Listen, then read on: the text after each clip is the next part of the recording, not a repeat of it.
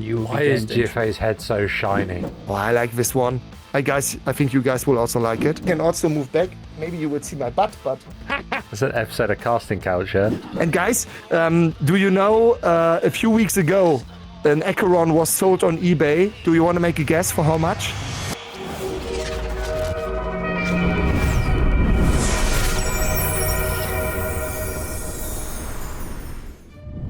Hi, good evening, and welcome back to the Quantum Dispatch after a couple of weeks away. It's been a manic couple of weeks. You're coming back to us soon after we had Bar Citizen here in Stafford. Absolutely incredible event. Tonight we welcome on Thomas from Star Squadrons, the galactic trading card game. Say hello, Thomas. Hello, Thomas. Brilliant. Someone's been watching their board gamer videos, haven't they? So I can see obviously from chat, hello to everyone in chat. Thomas, this is your community here. So not all. We have Bob Mish, who I don't know, Galidrum, what is it, Seize, Data Swarmy. There are some guys I do not know already, and this is pretty good for you guys, because today I have a little surprise for those who are not into the project yet. A pretty cool surprise, so you have to stay here, guys. Cool. So you shouldn't miss out on this one. Yeah, that's a beautiful segue to yourself, and you can introduce yourself in the project and what you're up to. Yeah. So me, huh? Yes, you. Yeah. Okay. So for those who don't know me, my name is Thomas Eberhard. I'm a guy from Germany, actually a police officer, but since 2018, I am developing a trading card game under a non-commercial use agreement from Cloud Imperium Games. In 2024, so 6 years later, a lot of changed as we somehow had to go our own way. It was a very difficult path with a very difficult way with the non-commercial license. We still have it, and I'm very thankful. Thank you, CIG, for giving us the chance to develop such a beautiful trading card game, even though due to the limitations of the non-commercial use agreement, which just covers the Vanduul and the United Empire of Earth, and not the pirates and the salvagers and the capital ship command and the bounty hunters, which are already all somehow developed. So this is the problem we have right now. And then in October, I met these beautiful guys here in the UK, and they opened up a lot of doors within CIG. So I tried my luck again. We can talk about that later, what happened then, because I think it's also a pretty good story. But in the end, I think it was on the last weekend of March, we hosted our first 64-player tournament at a convention in Bremen, so northern Germany. It was a lot of fun, even though we did not manage to fill all the slots. I'm pretty sure we will do it next time, maybe even this September on the same convention again. What can I say?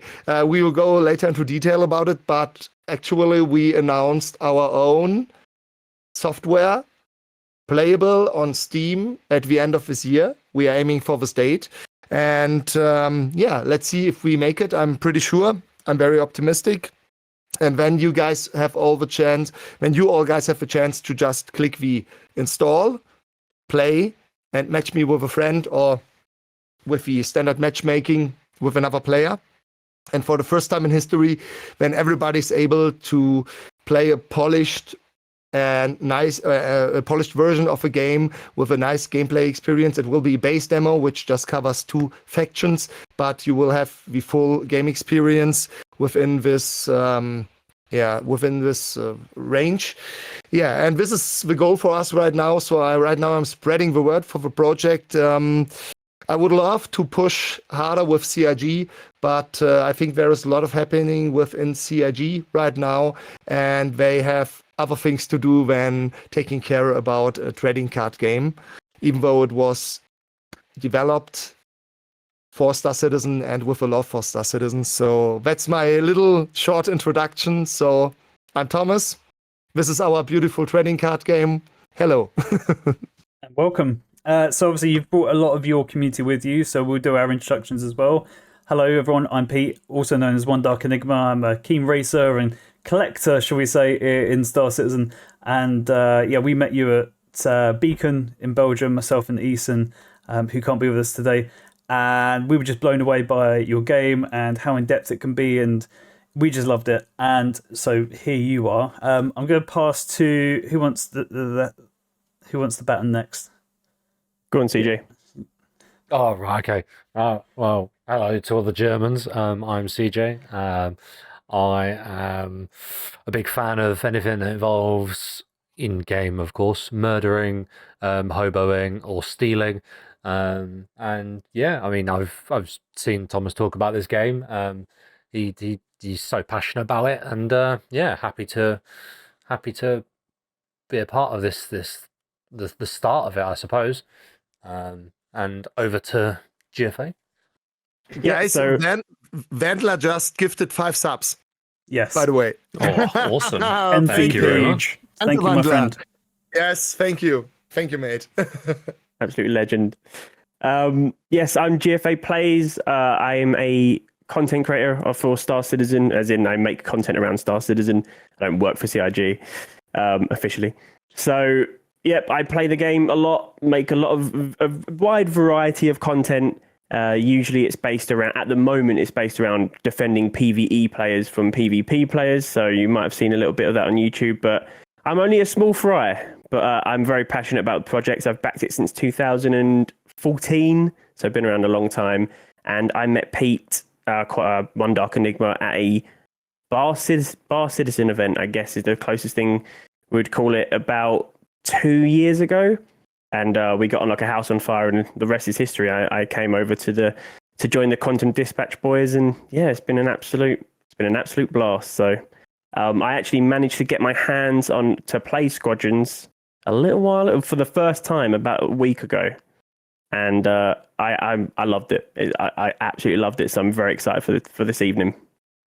George, did you had any prior game experience with other TCGs or board games and card games in general? Not really. No.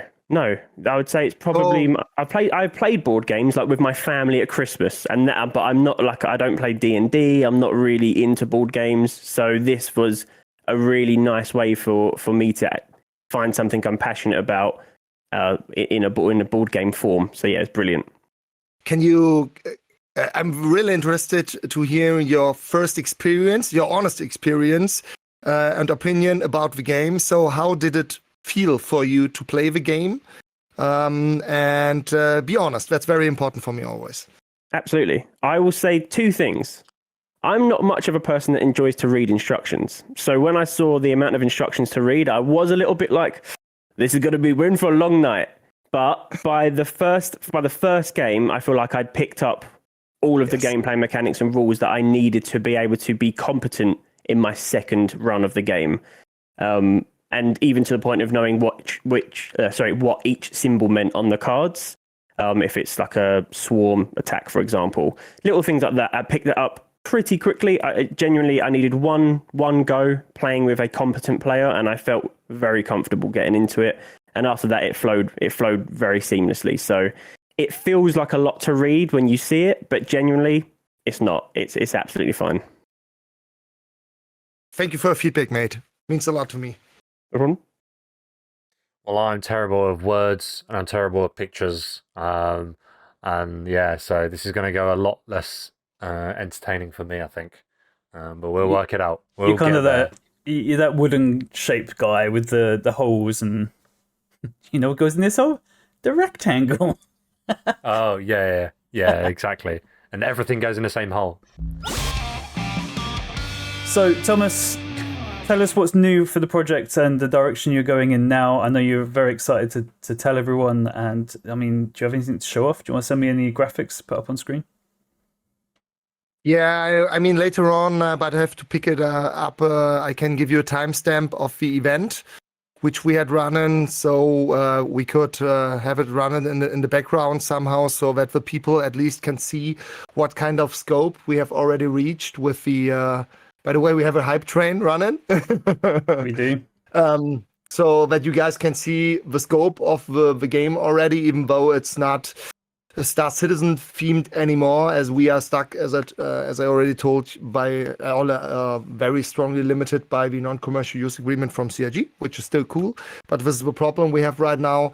And at some point, I had to make a decision, and that I was at the end of 2023, because we were planning on doing our first big tournament, and the problem was, guys, I'm still allowed to only have 10 prototypes of Vanduul against UEE.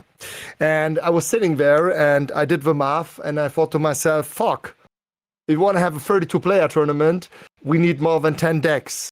And then I reached out to my artist, Marcus. I'm missing the words for that, but so I'm just a small police officer and Marcus is a blue-collar shift worker. And together, he came to me and he offered me to color the Salvager ships from the Salvager Squadron, from the Star Citizen version, and that's how we grew together as a team.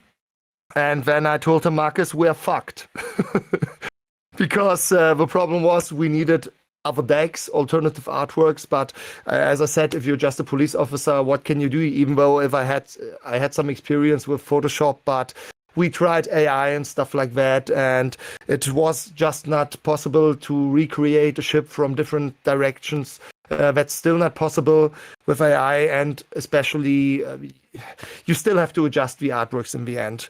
And then I cannot tell you what we did, but at some point of time, Marcus came to me and said, Thomas, maybe I have something here. And he showed it to me and I said, I'm not sure. And then he showed me the first chip he designed, and then I said, fuck, we can work with that. That has a potential. And that's how I was close to a burnout in December 2023, because in January 2024, it was the first tournament with 32 players, but we managed to pull it off. And this was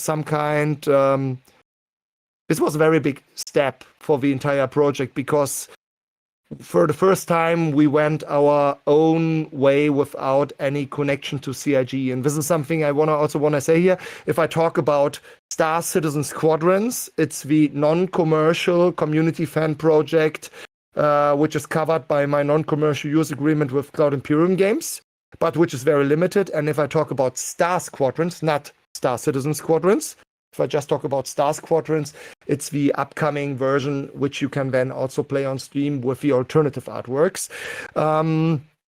Maybe later on we can also show some artworks. We will see. I will try to get, by the way, that's a very good point. Let me just check if Clown responded, but I think he did not. Oh, nope, he did not. Okay, all right. Yeah, so this is how it all in the end started to get traction.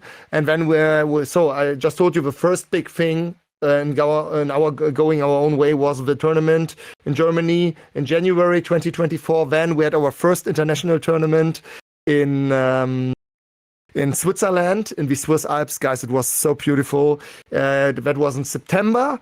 And then at the end of March, we had our first very big tournament at a convention, and it's growing and growing and growing. And the big milestone was now to announce the digital version for Steam, which is then a demo to play for free, but you will have the full game experience.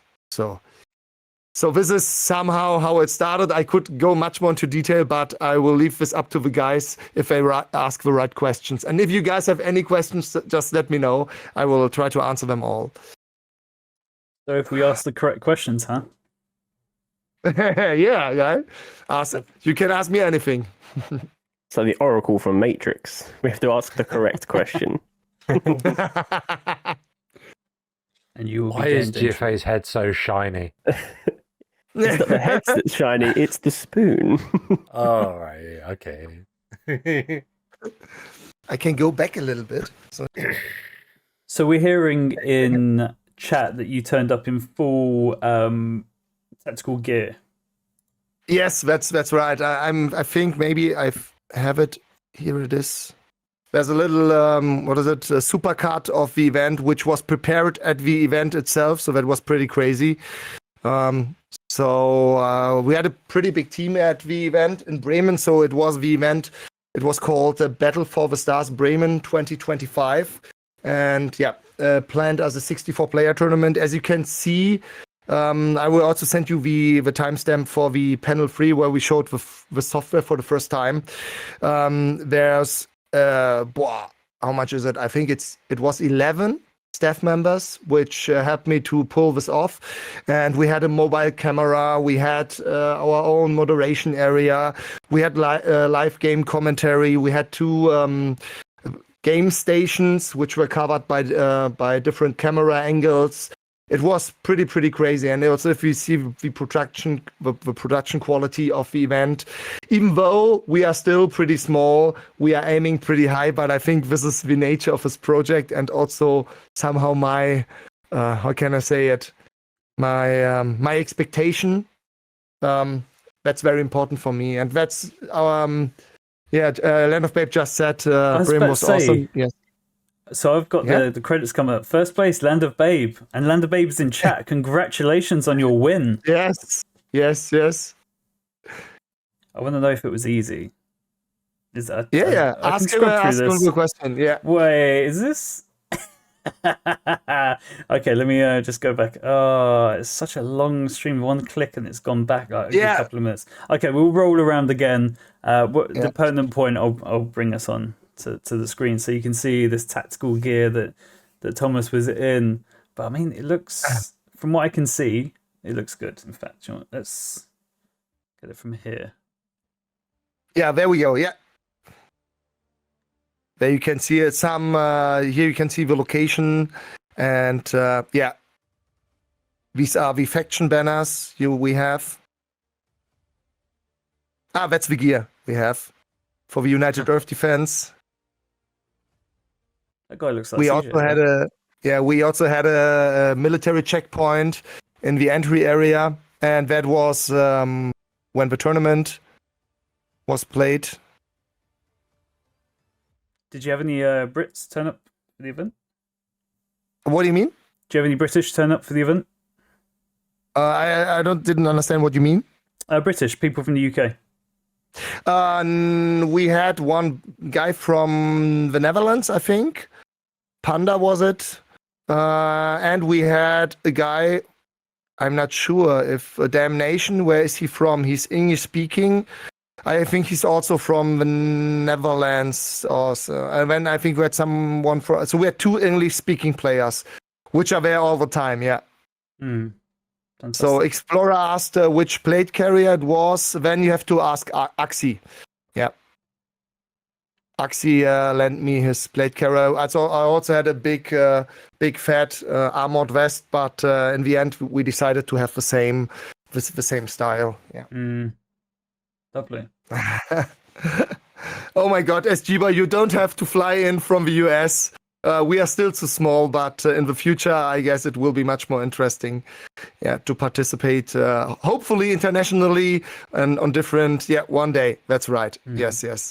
So is there scope for you to start traveling around the countries holding these tournaments?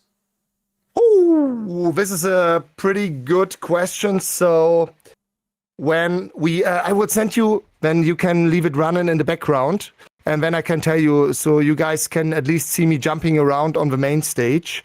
Give me a second. It was because going back to CitizenCon last year when we set up in Fanboy 3, I mean, I'm going to just get this screen right. So it's down and that way. These 2 came along and enjoyed the game. When can we see a commercial release of Star Squadrons? I will tell you that. Let me Is this just one of the correct questions? That is a good question, and we can talk about that. But we should. Can you do raffles in the meantime? Yes, we can. Oh, let's do raffles. All right. Yes, you're gonna have to remind me of the. So, guys, one into the chat. Guys, one into the chat if you're ready for a raffle. Yeah, Santi, of course. You little loot goblin. Yeah, he's the first one always. Yeah. So the first thing is we have to figure out which card you want to have. So before I go into details regarding the digital version and how you can already now secure your nickname on an empty database, that means you can now already secure your name on a landing page, which we will show later. So you should stay here. Before that, I will explain what it's about with cards. Can you make me a little bit bigger, Pete, so that I can show the cards for the community, so they can then decide which card they want to have? I can manually change your size. Yeah. Enhance. Just do it because it's I think pretty hard to show the cards if it's so small. I have to say I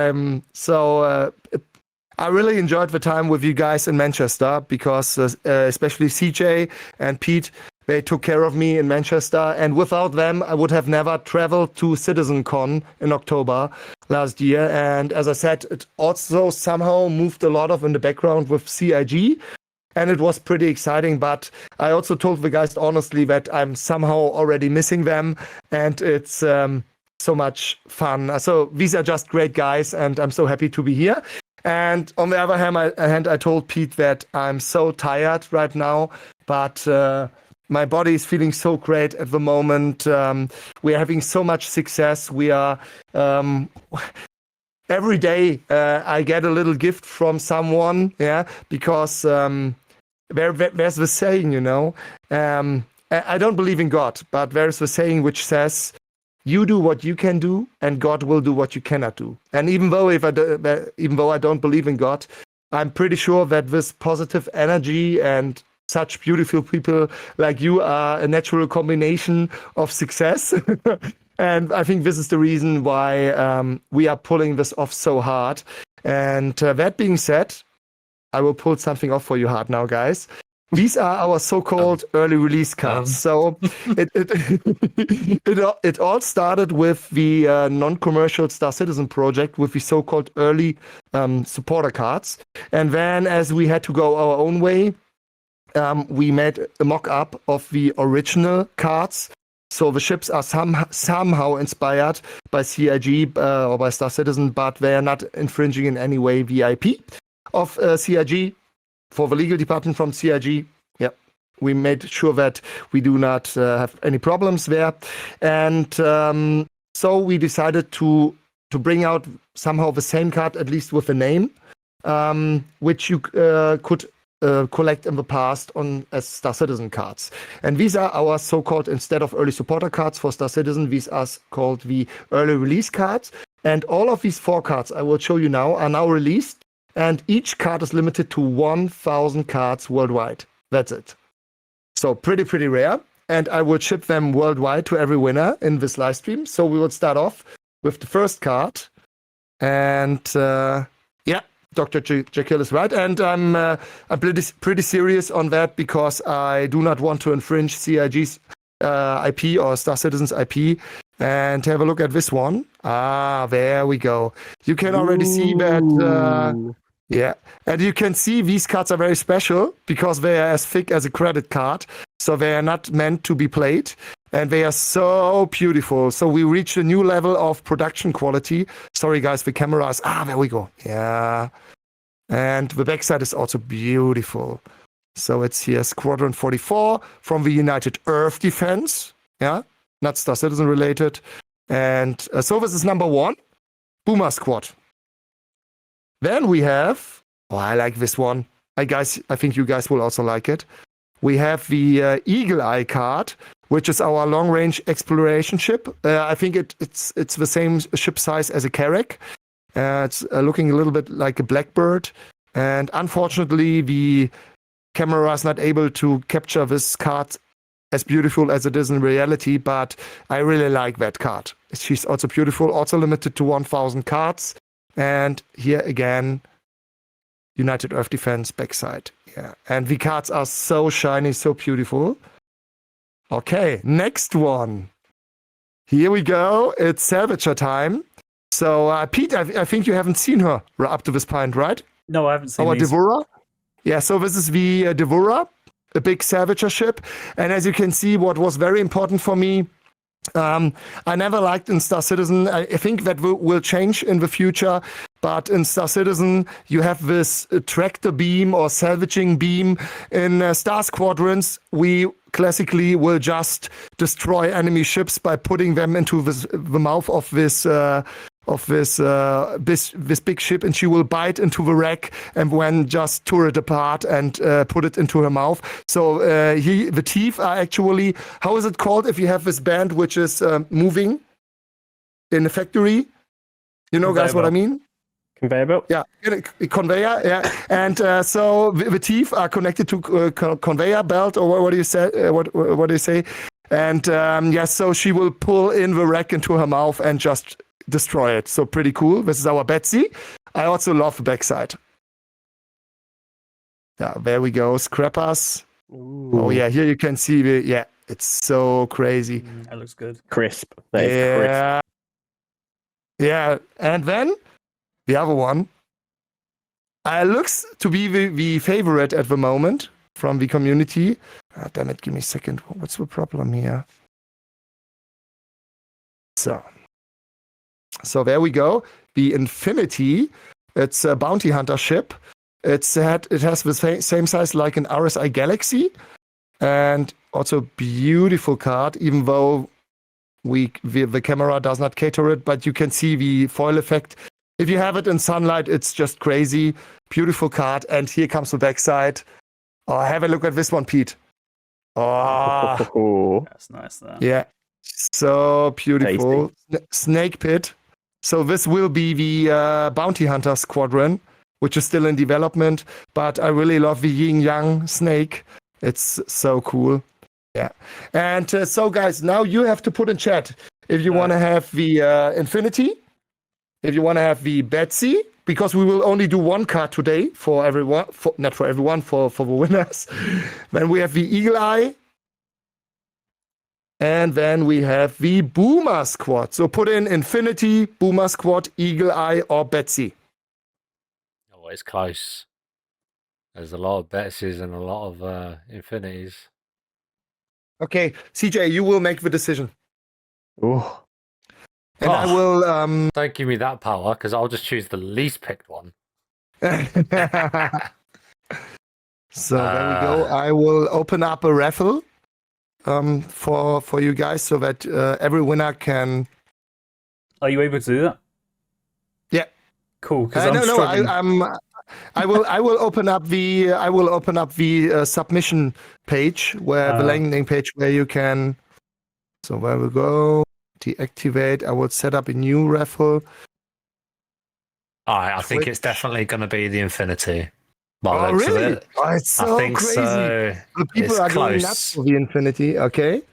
Yeah. Early release card number 8. Then I guess that's number 8. Yes, that's the number 8. 8, beautiful Infinity. Number 8. So Infinity, and then we have the Quantum Dispatch raffle. There we go. And today we will have raffle off 15 cards, guys. Yeah. Okay. Lovely. Yeah, guys, thanks for having me here. And, I had such a great time, and this is the least I can do. So there we go. Quantum Dispatch raffle, 15 cards. All right. Okay. So in the end, so it was the Infinity now, right? Yeah, I'm pretty sure it's definitely the Infinity. Okay, all right. So we got it online. I will send Pete the link so the winners can, if you win a card, we will give you a link to a website where you can submit with your address, and then Squadrons. The Betsy lovers in chat. The Betsy lovers are kicking off. They're not happy. They're not happy.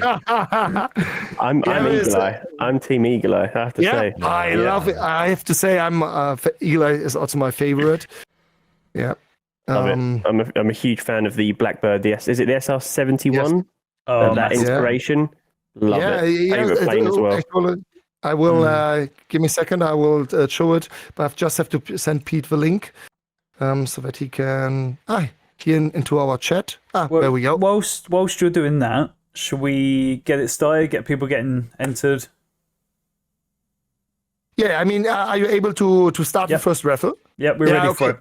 So there's a rule, guys. Just one card per person per live stream. Very important. Okay? If you have already won a card this live stream, this podcast, you cannot win another card. So, all right, let's get Pete. This is like risk. It's like, I really like a different card, but you can have the option to win this card. It's like, do you save your entry for a different card? Anyway, right. To enter, it is !Gib. That's !Gib in chat for a chance to win. GIB. Yep, cool. I can see the entries are coming in thick and fast. I love how you're the first to enter. I'm out. I had to show people how to spell it, right? I had to show people if I win, I'll. If CJ wins, we re-roll. No, Yes, no team, no teammates. No staff. Exactly. Yeah. Right. So what? Wife, Whilst if they're you're still entering, watching, if the wife's still watching, right, I'm going to text get her in. now. So whilst they're entering, Okay, so Sir Matthias just asked if there are other cards in this live stream. What we can do a certain amount of cards, let's say 10, and then swap over to another raffle if you guys want. If you push really hard, let me know. Then we can do 5 Betsies after we have done 10 infinities, okay? Good. yeah. So we've got 63 people live in watching this right now. But we only have 41 entries, guys. Come on, let's get it going.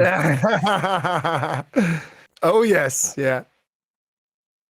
So the question I have for you whilst this is running is this scheme going to work the same as the Star Citizen card game where they get the supporter card and then when the game is released, they choose to send it in. They get a marked card back and the one they can play with? Oh, Pete, that's a pretty good question. So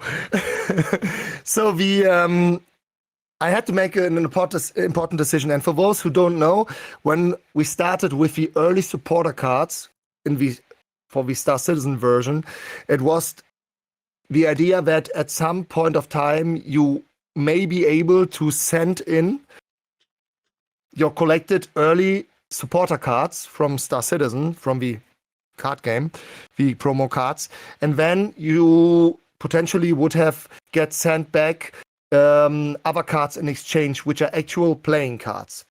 So since the entire project is now somehow stagnating on the Star Citizen side, I had to make a decision. And actually the early release cards were planned as standard playing cards already. So the thickness would be a little bit less than it is now, but as you can already see, they are still very, very thick, like the old cards. And the reason for that is that the Chinese actually fucked it up in the production. So this is the reason, because I even told them. So this is the thing about Chinese production in China. Even though I told them, okay, the loyalty cards, because we also have some beautiful cards you can only get if you directly support the project with your engagement or financially. These cards were planned as the big promo cards. And then I had these cards which were planned as actual playing cards. So the mock-ups of the Star Citizen Squadrons cards with the same name. So if the Star Citizen card, it's the number 8 is the RSI Galaxy, and then this card was also called Infinity. So now you have here also an Infinity, but it's not an RSI Galaxy, it's a Galaxy card. Yeah. Okay. So then the cards came, and I opened up the package, and I instantly saw fuck. These cards are as thick as the other promo cards. And then something very special happened, guys, because I put those cards in my hand and they were so fucking beautiful. So I had to make a decision that we would just keep them the way it is. That means in the future of the Star Squadrons digital trading card game, of this entire project, all the promo cards, even if you attend at a tournament and you will get a promo card, will always be the thick ones, which are just for showcasing purposes and as collectors cards, because all of these cards will always be limited. I guess in the future the print runs will be a bit higher, but right now each early release card is limited to 1,000, which is less than the average on the early supporter cards. With the early supporter cards, we started with the number 1 and 2 with 500 cards from the Star Citizen version. Then we had, I'm not sure, the free one, I think was 1,500, and then we went up to, I think, 2,500 cards in the end. The Acheron, the early supporter card number 10, was a big difference because it was limited down to 500 again. And guys, do you know, a few weeks ago, an Acheron was sold on eBay. Do you want to make a guess for how much?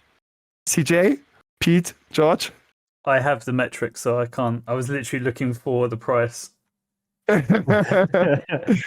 have to make a guess. Come on, guys. £80. No. It's the Acheron. It's 300 plus. 300, all right. And Pete? I'm looking at the figures right now. So Okay, so for those who don't know in the live stream, make a guess.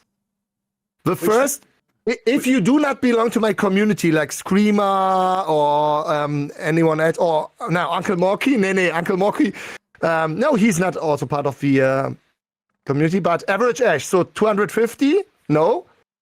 The first one who's pretty close will get an Infinity, okay? No pressure, guys, no pressure. So the first one, now Siko saying you belong to my community. Los Killer is also my community. Megan is also my community. Come on. Uncle Morky, 849. Oh, sorry. Yeah. you So have met Dex Uncle Malky. Noodle? Yeah, I know. He's a great guy. Yes, of course, I can remember him. So, Remind me, where's which number the- is Acheron? where's the Quantum Dispatch community? Come on, guys. I'm They- offering you now. They're here. Screamer, Ash, Yeah. Jekyll is Yes. Matthias is new to the community as I'm going up. Yeah, there's a fair few of them Yes. in there. Zazu. I think so. We will pick Data Swarmy because around 8 weeks ago, an Acheron was sold on eBay. That's an Idris card, the Star Citizen version, for €505. Nice. Just mad, is that I'm the looking card? at I'm looking at mine now and I'm like, do I need it? CJ, can you show it to the community? Can you show your card? So George, for I can context, indeed. this is the card. Yeah, this is the card. So here, guys, you can see it. This is the Acheron. It's the early supporter card number 10. And right now there are 11 early supporter cards, but and it's also in a top loader to protect it. Very nice. Yes, there she is. €505. Yes, it's pretty crazy. So this for Bar Citizen, Eason came up and he stayed, and obviously you had sent for his help at CitizenCon. You'd given me an Acheron to give to him, and GFA was there in my kitchen as I handed it over nonchalantly to me. Here you go, bud. There's your card. Yeah, And he was at one point he was like, "No, it's okay. We'll give it away." No, Thomas wanted you to have this. So Yes. Yeah, and so this is the story with the early release cards. There are also the so-called, as I said, the loyalty cards, which you can just get by supporting the project. Give me a second. There we go. Well, have a look at this one. Wow, this one is beautiful. Yeah. So there we go. This is our beautiful BB. It's a big wasp tracker, some kind of medium fighter, same size as a Hornet. It's an AVAC here, so a radar tracker, and So, and these are the so-called loyalty cards, and loyalty cards you can only get when we do a funding campaign. Then, if you support with at least $50, you can choose one of the cards. I will also show my my beautiful Super Shinton. So this was a ship that was made out of my own vision. And the cool thing is, have a look at this one, guys. It looks like a really stretched out Eurofighter. It's great. It's Thunderbird 3. Yeah. Actually, the inspiration came from a Japanese World War II fighter, prototype fighter. What is it? J7W Shinden. It was built to take down Allied bombers with 2 big cannons, and so we made our own one. And this is one of our, as you can see, you can get also the card to the Super Shinton, and that was a gift from my artist, from Marcus, who made it as a big 3D print and then painted the ship for the event. It means a lot to me. And there we go. There she is. Beautiful. Yeah. That was via inspiration somehow. Yes. And as you can see, guys, we are going somehow our own way here. So, and so now to get back to topic, finally. Second. Yeah. So, what's up next for the project? As I told you guys, it's very difficult in this situation right now. And Pete, do you think we should touch the CIG topic first, or the next steps for the project? I mean, we've got 45 people waiting to see if they've won, so that would be my suggestions. Is we pick a winner. Let's go. Yes, right, pick a winner. Do I share the screen for this bit, or? Yeah. Yeah. Is it the spinny wheel? No, it's not. I think you click a button and it literally just picks someone. Yeah. Oh, no. Okay. Drum roll. Fat dogs. Fat dogs. All right. So congratulations, Fat Dogs. Congratulations, Fat dogs. What a name. I think he won yesterday, right? Fat dogs, did you win yesterday? I mean, that's okay because or only one card per live stream, but That's him. He's out the runnings now. yeah. So let's do 3 cards, I would say, right? Can you do another one? Yeah, I think so. Oh, Ah, Nathan okay, Fat Dog. McQueen. Nathan McQueen, congratulations. Guys, you have to confirm because the Pete, you could put in the link to the raffle submission. He's there. Yeah, okay, he's here. And then only the winners, you can then click the link and submit. I have it sent it here in our Discord chat here. Oh, okay. Okay, shall I pull the third one? It's, it's /raffle PHP. Yeah, Okay. CJ, there we go. Just the winners, guys, and you have to put in your exact Twitch name. That's very important. Huh? Right, should we go for number 3? So, number 3, let's go. Shatin Kami. I think that's 3 times now my own community. Okay, Shatin Kami. We will do 2 more. 2 more, let's go. I need someone from the other community now. Only Mr. O. Hey, there we go. There we go. Only Mr. O. Just Very make sure nice. to follow the link that TJ is conveniently spamming in chat. Okay, and on to the final winner of this segment. We have got Polo Jackie. Jackie, she's from my community. Yeah, okay. That's fine. Congratulations to all those winners. So now we progress. You want to touch on the CIG topic? Yes. So this is a very interesting one. And this is just my opinion and my guesses. That's very important. Also, if CIG watches, and I know that they often watch me, these are just my predictions or opinions or guesses, which I'm making now. Okay? So we are just spinning some theories. So the big success at CitizenCon was that I met a guy from CIG, and I think I did a pretty good pitch. And so we shared contacts and stuff like that. So I was in direct contact with the high ranks of CIG. And then I also at some point received feedback from them, and they asked for a prototype, which was pretty cool because they asked by themselves to get a new prototype of the actual version right now, because the other prototypes were sent in years ago. And we advanced so much, or the project evolved so much.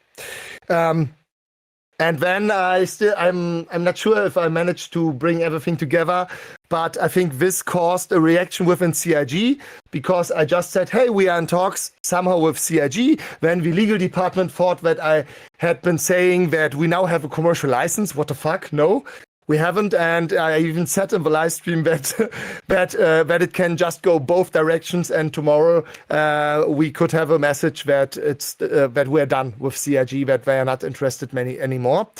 But in the end, due to the help of our beautiful guys here, we managed to get in contact with CIG, and it was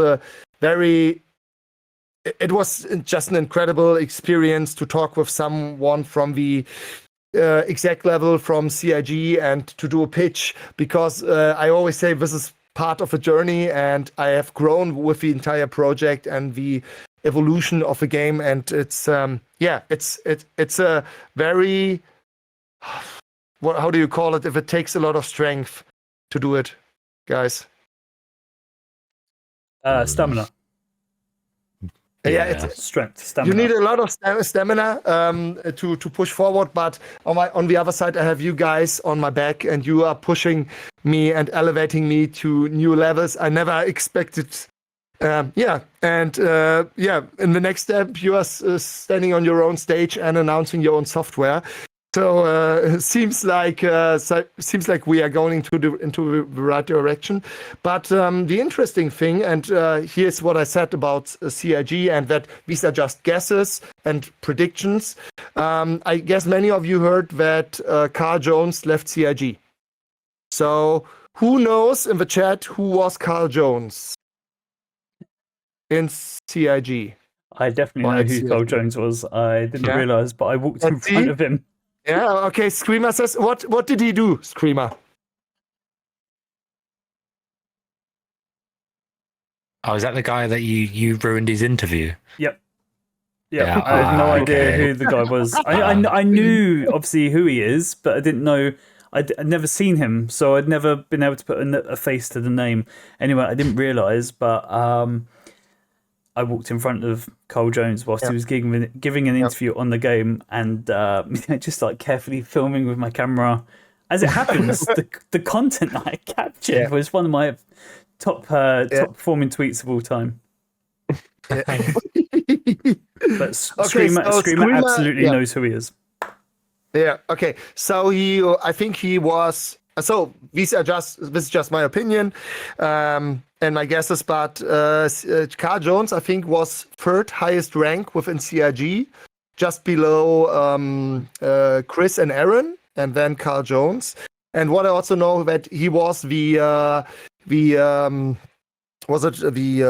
chief or the exec from the leader of the business development department of CIG.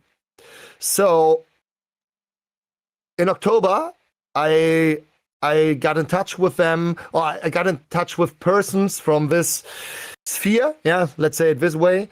And then we talked. Then I offered to send in the prototype after they asked and stuff like that. And and then I think it was in January, I get the message that Carl Jones left CIG. And I was thinking to myself, oh, couldn't be that good now, because I think that something big has changed within CIG. And if you, how do you call it? If such a high rank leaves the company, it normally means that an entire department goes down. Yeah. So it could be, in theory, that there are some big some big staff changes within CIG, and one could think that this means that they are now solely focusing on finishing Squadron 42 in 2026, and then, of course, Star Citizen as the MMO part. But on the other hand, this could mean for us that right now, this could mean for us that right now there is no one within CIG who sees the value of Star Citizen Squadrons as a digital trading card game or trading card game for Cloud Imperium games. I mean, we still have the license, with the non-commercial license. So we still seem to have some friends somehow. But on the other hand, I'm not sure how it will go on with CIG and if we have any movement, if we will have any bigger steps within the next months and stuff like that. And I think this is also the reason why, in the end, I had to decide that we have to push for our own Steam version to spread the word for the game, because the problem we have right now, and CJ also I think put it into the chat. He said never. Okay. So the problem we have right now is that if you want to play the card game, you have to either go to a local tournament or Bar Citizen with the Star Citizen version, or a Bar Squadrons, which we call an alternative community meetup with the alternative artworks. Or you have to use the tabletop simulator from Steam, but it's very clunky to play on the tabletop simulator. And this is the problem we have. And to spread the word for the game and to show people like George, for example, the game, you either need someone who has a prototype, or who is attending at a local event, who then is able to play the game, or who is so willing to play the game that he will get this damn tabletop simulator, which, as I said, is very clunky. And this is the problem we have right now. And I think if we manage to pull this off, and I'm pretty sure we will, at the end of the year, to have a polished Hearthstone game experience with a base game, then we will spread the word for the project. And as we already have a pretty big community, I'm pretty sure that we will also kick off the Steam algorithm. And this is the game plan for right now. And I would say, Pete, I would say we should start another raffle now. Okay. For 5 more cards. And then we will show the landing page where the people can secure their nickname. Okay? What should we put as the exclamation mark, boys? Well, I'm about to head out. I've got a couple more minutes, right? So I'm going to see this giveaway through, but I'm going to choose the word. I know. And because you said, right, I tell you what. Because you said, start giveaway. It's done. I know exactly what he's going to choose. Do you? Go on. Because I don't know what I'm going to choose. But we can do an exclamation Drake, I think. It is. Right, my hands are here. Yeah. Right, my hands are here. Exclamation Drake in the chat. There we go. Exclamation Drake. And I'll Entries are see coming this in. giveaway through. And then, and I need to head out. So there is an important question. Fat Dogs asked, did you send the decks and rulebook to play? And Screamer, Thomas, I think you are spot on with your analysis regarding CIG. So Fat Dogs, actually, right now we are printing the Star Citizen hardcover rulebook in China. And then when I have them, I will try to get in touch with the right people within CIG if they are still there.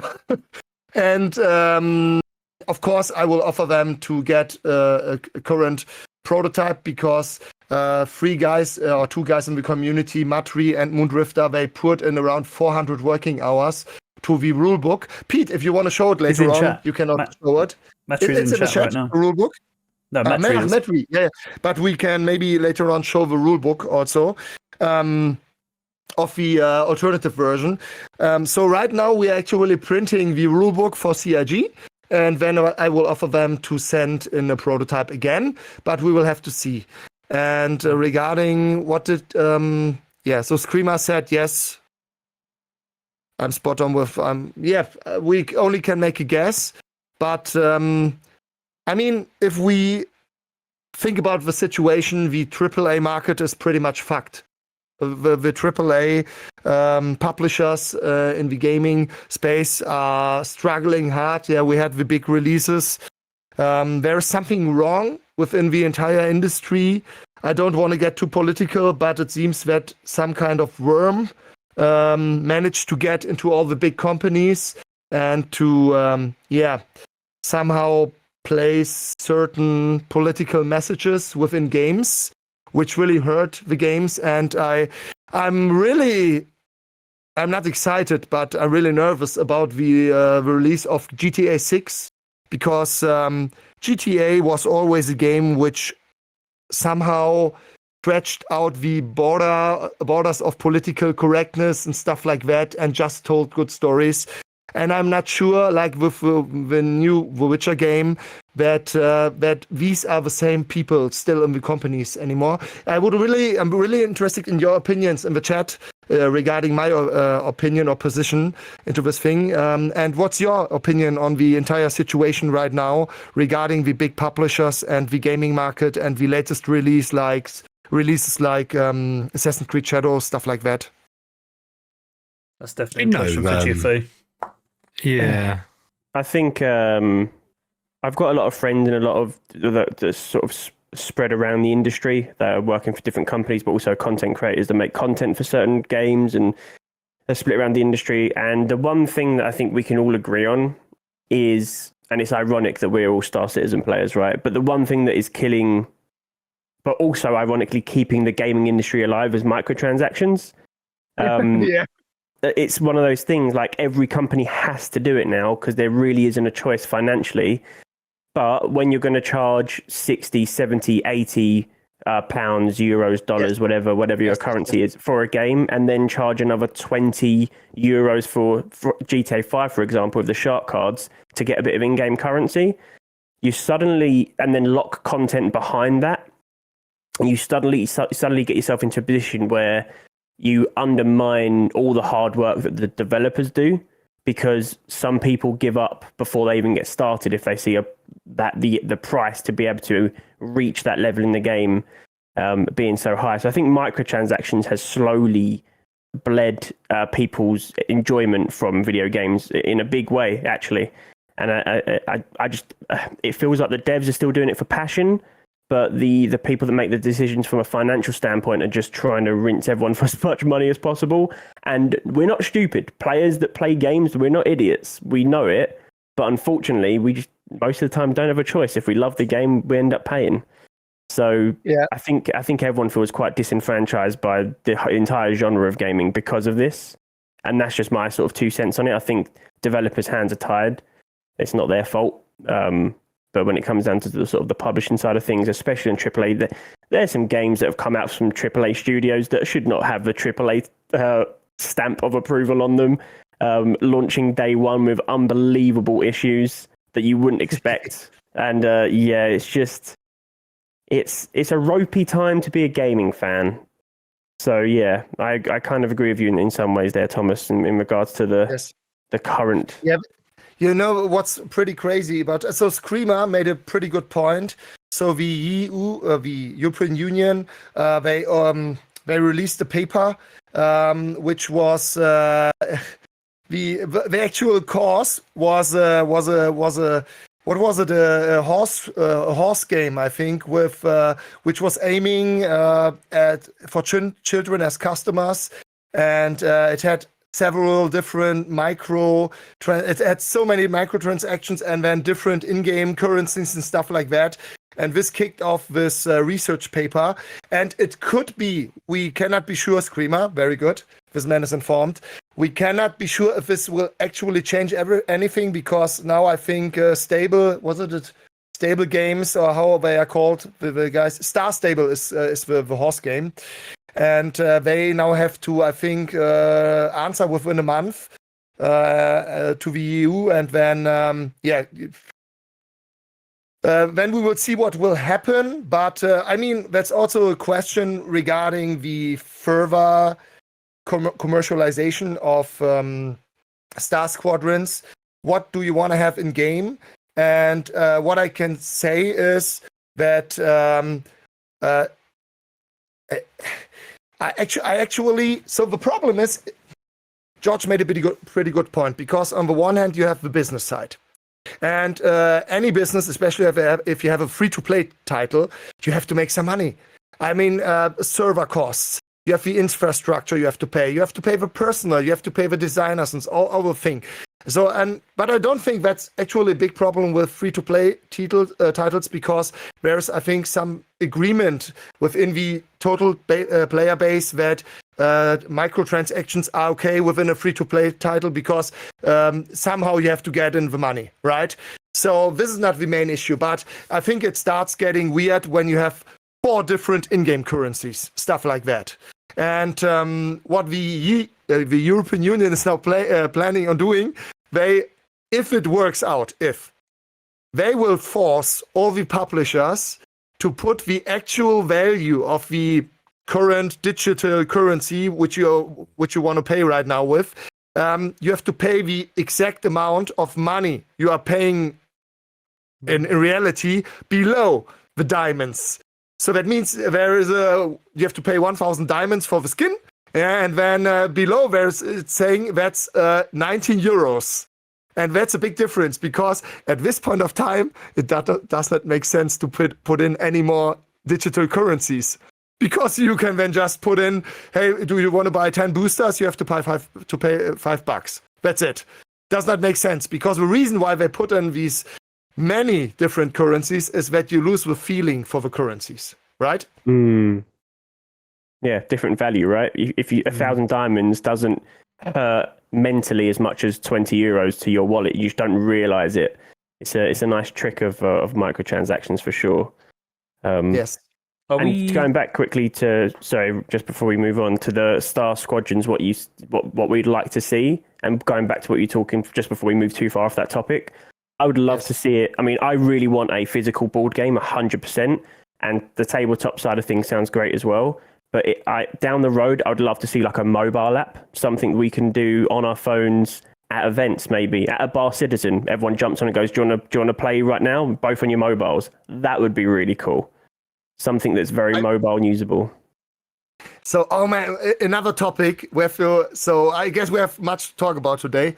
But there are also some pretty good comments in the live stream.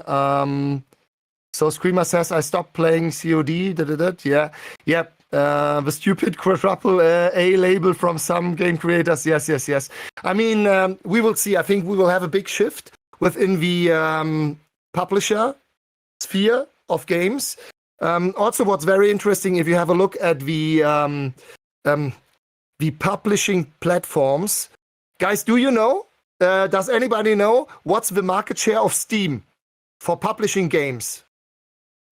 And the opponents are Epic Games, and what do we still have? What other big stores do we have? We have Epic Games, Epic Store. What else? So Land of Babes says 70%. Origin, yes, very good.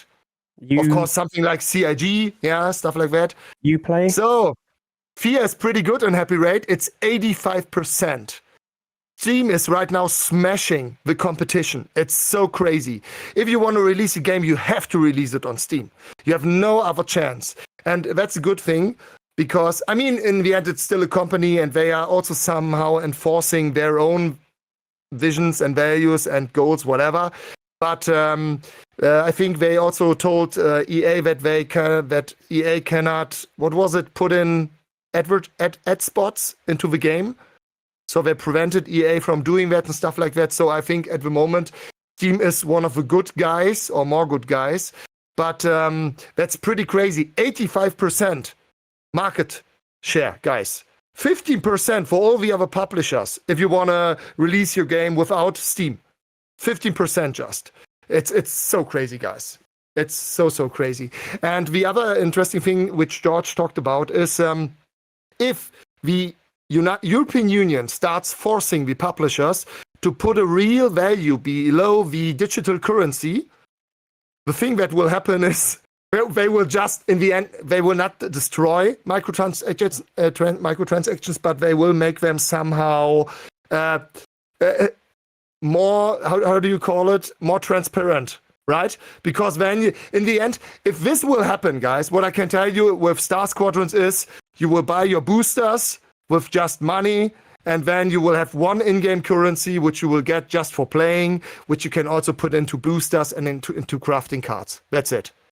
So And the other option is that there will be 2 currencies, which is then 1 gold currency for real money and 1 in-game currency, which is just so. I guess it will be gold credits and credits, something like that. But in the end, I have to figure out if we will go for just money and credits or gold credits and credits. Yeah, we would see. I don't know, guys. I wouldn't be opposed to seeing a subscription based either. I mean, I don't know if you've played the Pokemon TCGP, the Pocket Card Opening Pack, but that's free to play. But you can pay to open your packs sooner. So this is essentially your boosters. But there's also a subscription model which gives you double the amount of packs to open each day. There's no reason you couldn't have a pack opening part of this game, or if it was a mobile app, in regard to what cards you're getting out of it. I don't know what your plans are with that, obviously, but I would personally have no issues with a subscription-based thing and microtransactions if the game's free to play. That's, as you said earlier, I think if the game's free to play, people are a lot more accepting of microtransactions because it's a free to play game, and everyone understands it's a business. You have to make money to keep the servers alive, to have people employed. Makes sense. So, yeah, I think there's many ways that you can do it, and as you said with the EU, you doing this new thing, putting the currency underneath, I think is a very good move. It's the same thing of when people price something at 99. So if someone says that's 19.99, you're much more enticed to say, oh, that's not too bad. Yes. Whereas if they say it's 20, you're like, oh, hang on a second, and it's a penny difference, but it's psychological. Yes. Yes. By the way, I really appreciate George. So we somehow met at a Bar Citizen during CitizenCon, but in the end, this is the first time we are really talking in depth, and I really appreciate your expertise. Also, it's very interesting to have you here regarding the topic. The point I wanted to make, the funny thing is, guys, I'm setting up the business plan for the entire project, and actually, the people are expecting some kind of subscription model. They want to have that. And this is pretty crazy if you think about it, because the gaming market has changed so much. People are expecting subscription models. They are expecting microtransactions. They are expecting to have skins they can buy. That's very important for them. So on the other hand, that's pretty good, because I can deliver on that, and then in a very transparent way. Because the people will always know that way, guys, we will do something pretty crazy. And George just somehow teased it. It would be so cool if we would have 2 phones, and then we could play it at a local, I don't know, Bar Squadrons or Bar Citizen or whatever. The first thing is, and I said that in the panel where we first announced the software, we will build a digital trading card game never seen before. Because for the first time in history, we will bridge the gap between analog and digital play. That means if you have a digital account and you are playing from home, and then you go to your local game store, and this game store hosts a local tournament, you can sign in on your account with your account for the local tournament, for example, in Manchester, Fanboy Free. And then you will go there and say, hey, I'm Pete. I'm One Dark Enigma. I signed in for the tournament. I'm here. Then the owner, who's the host of the tournament, will say, okay, he's here. He will put you in. And here we go. Pete will bring his physical deck of cards, which he prepared with deck building, everything for the tournament. He will play the game. And all the victory points he made during the tournament, they will get a multiplier. I don't know how much, but it will be a high multiplier. For example, something like 5x or 10x of the victory points. And these victory points from the tournament with a big multiplier will be sent into your digital account for the international ranking. That means if you attend at a local tournament, you will get a big boost with your victory points, which will help you to climb up the ladder of the international ranking worldwide. And this is the goal behind the game. That means you won't go to a local tournament with your app or with your phone to play. You will go there with your physical cards, because we all will be part of one big community, a bold new kind of community, with a player-driven system with different factions you can sign in. And then if you manage to get with, for example, with the United Earth Defense, they have the War Senate, which is the 111 best players from the international ranking at the end of the month. They will go to the parliament. They will become senators of the parliament. And for 1 month, they will make the decisions, the political decisions for the entire faction, and then decide the fate and the military decisions and everything in a political and how can I say it, natural process. So I want this living, breathing community, which we have never seen before. And the cool thing is, you can go to the local store and play, and you will get your digital points with a multiplier into your digital account, even though you were playing locally. And this is my dream, and no game has that done before. That's really cool. Really cool. Well, we love to see that the vision's there. It's So just great. CJ's going to stick around for this giveaway now, right? And then he's got a dip. Yeah, I've Waiting got to for- go. And I've got a quick question, Thomas, though. Where can I get one of these Star Squadrons jerseys that you're wearing? That's a cool little jersey. I want one. This is the, give me a second, I can show it here. So these are the actual staff shirts from the BFTS tournament system. I can also move back. Maybe you would see my butt, but I don't can have the body for show that. the back side. So can you see the back? Oh, yeah, that's Let me, nice. Yeah. Give me a second. So here you can see it. So right, and yeah, It's an episode of Casting Couch, yeah? this is pretty cool here. Yeah, and yeah, so these are the staff shirts, and if you staff at a local tournament here or at a local event, which I'm hosting, then all the staff will get the shirt, and after the event, you have to give it back, and then I have to wash it, and yeah. Oh, boo. So no, none for giveaways, no? None for giveaways.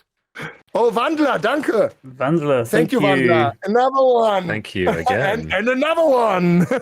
Okay, so this one has picked up all 5 of our community, to be fair. So we've got Mad Dog, Sir Matthias, Spectre, who's a fantastic in-game photographer. Who's just done some absolutely stellar work today with the Firebird. We've got Screamer and Data. Such great guys. Thank you so much for that, Vandler. Right, so we're going to do this draw now. Yes. So for anyone that's in chat that's just got in ! Drake to enter, Yes. as chosen by So Mr. CJ. We will do 5 infinities now. 5 times our beautiful infinity. Just giving it a second for anyone. Oh, we've still got people entering. We're up to 47 Yeah. entries. Come on, let's roll it up to 50. Let's go. 71 people watching right now. Yeah. If you can't remember if you've done it or not, just spam it again. Do it again. You might get 2 entries, wink, wink. No, you won't. Don't worry.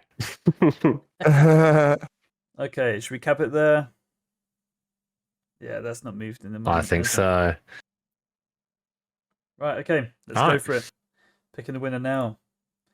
We have got first out Data Swami. Ah, Data. Nice. Come Ah, on, very boy. nice. Data, baby. Ah, he's just won a raffle, won the gifted sub as well. You did? Very nice. It's been a good Very evening for cool. him. If you can Yeah. spam that link in the chat, please, again, CJ. This is just getting another energy. Perfect. Okay, number 2 coming up. We have Andy Macked. Ooh. Andy Macked, are you in chat? I would hope so.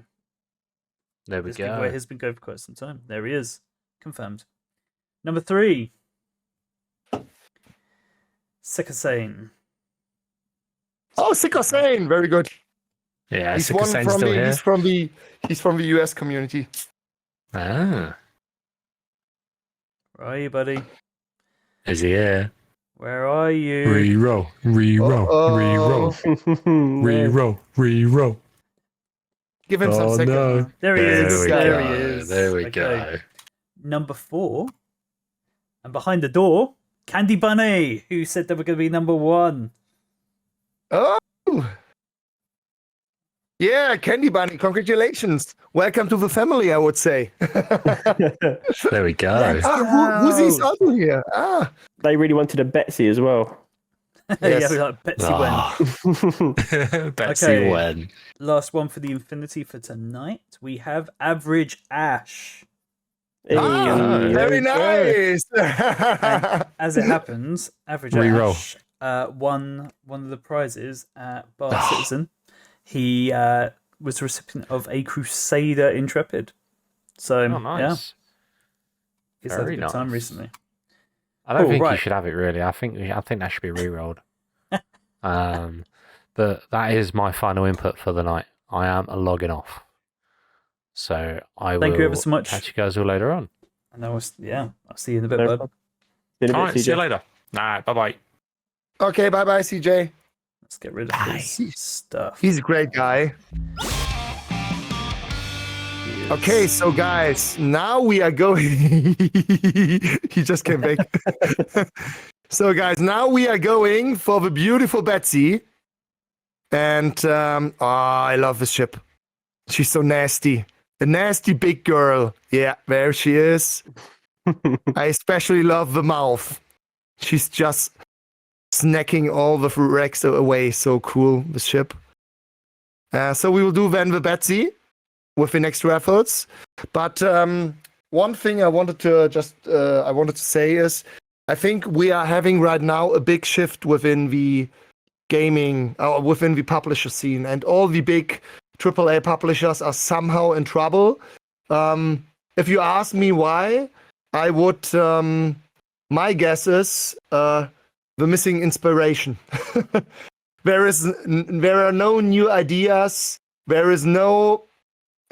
Actually, I don't think developing a new IP isn't that big of a risk if you just build a good game. George, I guess you are on my side here. If you build a good game, which is not based on or which was not designed for microtransactions, but it was designed for the overall game experience, then I don't think that you are actually having a big risk if you develop such a game. And this is the problem right now, because the publishers are so used to design for microtransactions and not for the overall good game experience, that they have a problem right now, that they are not able to pull off good games anymore. And we are now seeing the shift with, on the one side, with Steam as the market leader, as the absolute dominating publisher platform for games. And on the other hand, we can see all these smaller studios which are pulling off successes and everything,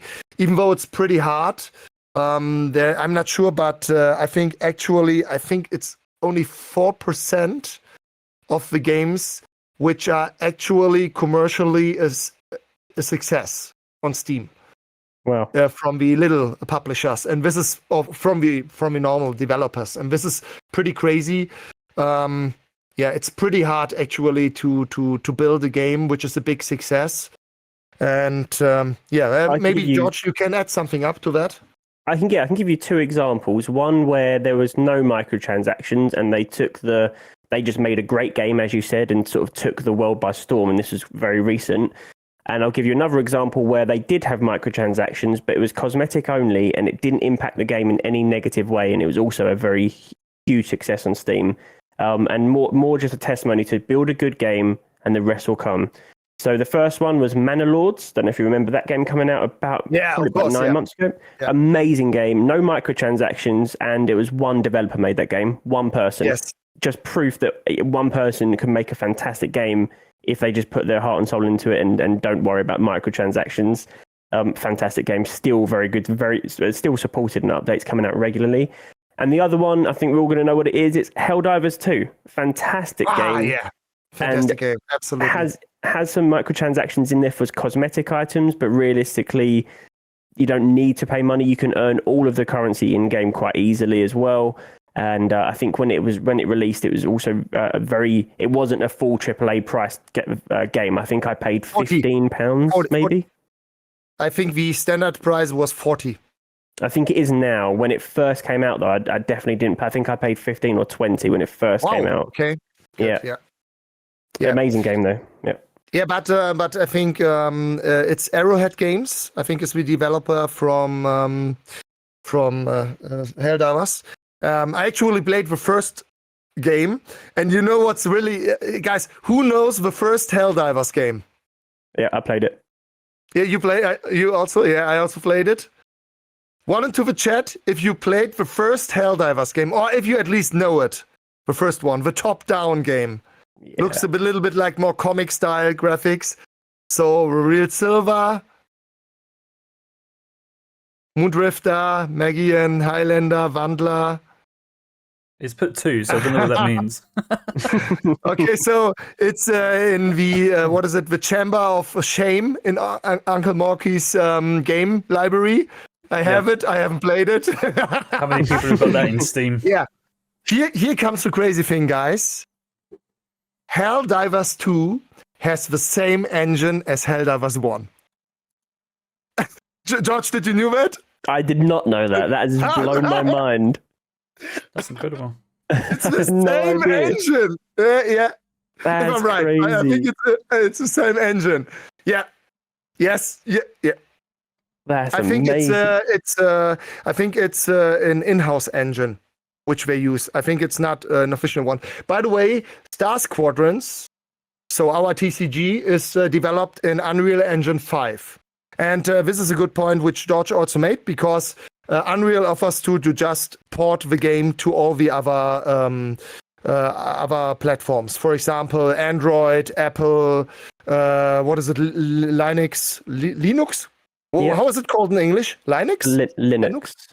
Linux. It's Yeah. called Linux, and also console portations. Also, yeah. So we have a very modern engine, which is another topic in itself, because we have the same situation with Steam now, closely with Unreal Engine 5.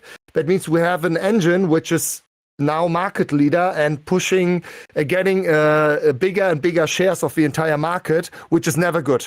If one platform gets a very high part of the market, that's never good development. Yeah. So this is a problem. I think Unreal is a great way to go. I think it's a really great way to go. Can't really go wrong with Unreal. And yeah, and as you say, if it's supported by Android, Apple, Linux, and all that, just means that when it comes to that, when we get it on the mobile, it's going to pop off. I'm very excited for that. Yes. Yeah, so the other thing is, and this is the good thing, I know that you guys are here. Pete, I would say we would start now the first 5 Betsies. Okay? Okay, let me go and find the. I've got so many tabs open right now. One thing I want to mention is regarding Arrowhead Studios. So there was some pressure from minorities in the game community because Helldivers 2 was on purpose not touching all of the political topics which are the problems of all the other games right now. And I really like the statement from so I think on the website of Arrowhead Games there's a saying which is, we are building, it's something like we are just building good games or stuff like that. So they are already behind the curtain telling you that political opinions, there is no space in this game studio for political opinions to put it into the game. And I think that's very important, because if it's never good to put ideology into any book or game or story or whatever. All the good stories written in the history of mankind were generally not influenced by ideology. Yeah. I think we all play video games to escape real life. It's like one of the main enjoyments. It's a hobby. We love playing games. We do it to escape life. I don't want to go into a game and have to experience the things that make me depressed in real life in the game as well. Which is, I tell you, funnily enough, I say that as a Star Citizen player, a player that has to jump on a train to get from one place to another and take public transport, but I enjoy immersion. Whereas I have a friend who said they jumped on the game once, had to get on a train, they was like, I'm out. I get a train to work every day. I can't do it in video games. Yes. I don't mind if it's for immersion, but yeah, for sure. We do it to escape reality. I don't want to have any form of political anything. No matter what side you stand on. Well, we say that, but Arrowhead only the other week was in the spotlight. Something to do with the UN. I've got a report up right now. The UN actually asked Arrowhead if they give a talk on psychological manipulation because they are getting the players to do something egregious, like go and invade another planet. Even though it's bugs, they're the inhabitants that world. You then go there, you infiltrate, and you destroy everything. So, and they agreed to do that, which obviously got a lot of flack from the community, and rightly so to a degree, because you're a video game company, stay your lane. And so they're not without politics and all the stuff we're trying to avoid in games. Whoa, okay. So did I get it right? So there was someone trying, United Nations asked Helldivers 2 Studio Error if they would give it talk on sexual manipulation. Could we brainwash an entire community to fight for a fascist state? Well, we have to be careful to not fully ride the political train here. But it's nice when they keep politics. Keep politics out of everything if you can. Yes, for the political forum, keep it out of the internet. Absolutely, but regarding Star Squadrons now, I told you guys that we will build a community or a player community which is driven by this community. Also with the we'll have the War Senate, so the Parliament of United Earth Defense with 111 players per month. Then we will have the Captain's Table, which is from the faction Belta, not Belta from the Expanse. It's B.E.L.T.A. So it's an acronym. So Belta. And they will have a captain's table. Not sure how many players will go in there. There's also a special system how you can get onto the captain's table. And then you will also have one military leader, which is then chosen by the parliament and by the captain's table, who has additional military, who can do additional military decisions for the, for the sector map, which you will have. That means faction can push for several sectors to gain additional. If you manage to gain control of a sector with victory points of your faction, because you have the highest victory points as a faction, then you will get an additional in-game currency bonus for that, and then you will have additional political decisions or military decisions you can put onto a sector to give you a bonus, for example, on victory points. But what I wanted to say is, Pete made a pretty good point, because you always have to keep out ideology and real politics out of the game. But it's very important. Unless it fits the game. But your point, exactly what I'm now repeating, is, of course, you will, if we have a look at Helldivers 2 now, the thing is, of course, it's a fascistic, how do you call it? Fascistic state? Fascist. Fascist. Oh. It's fascist. Of course, it's a fascist topic, but everyone knows that it's irony.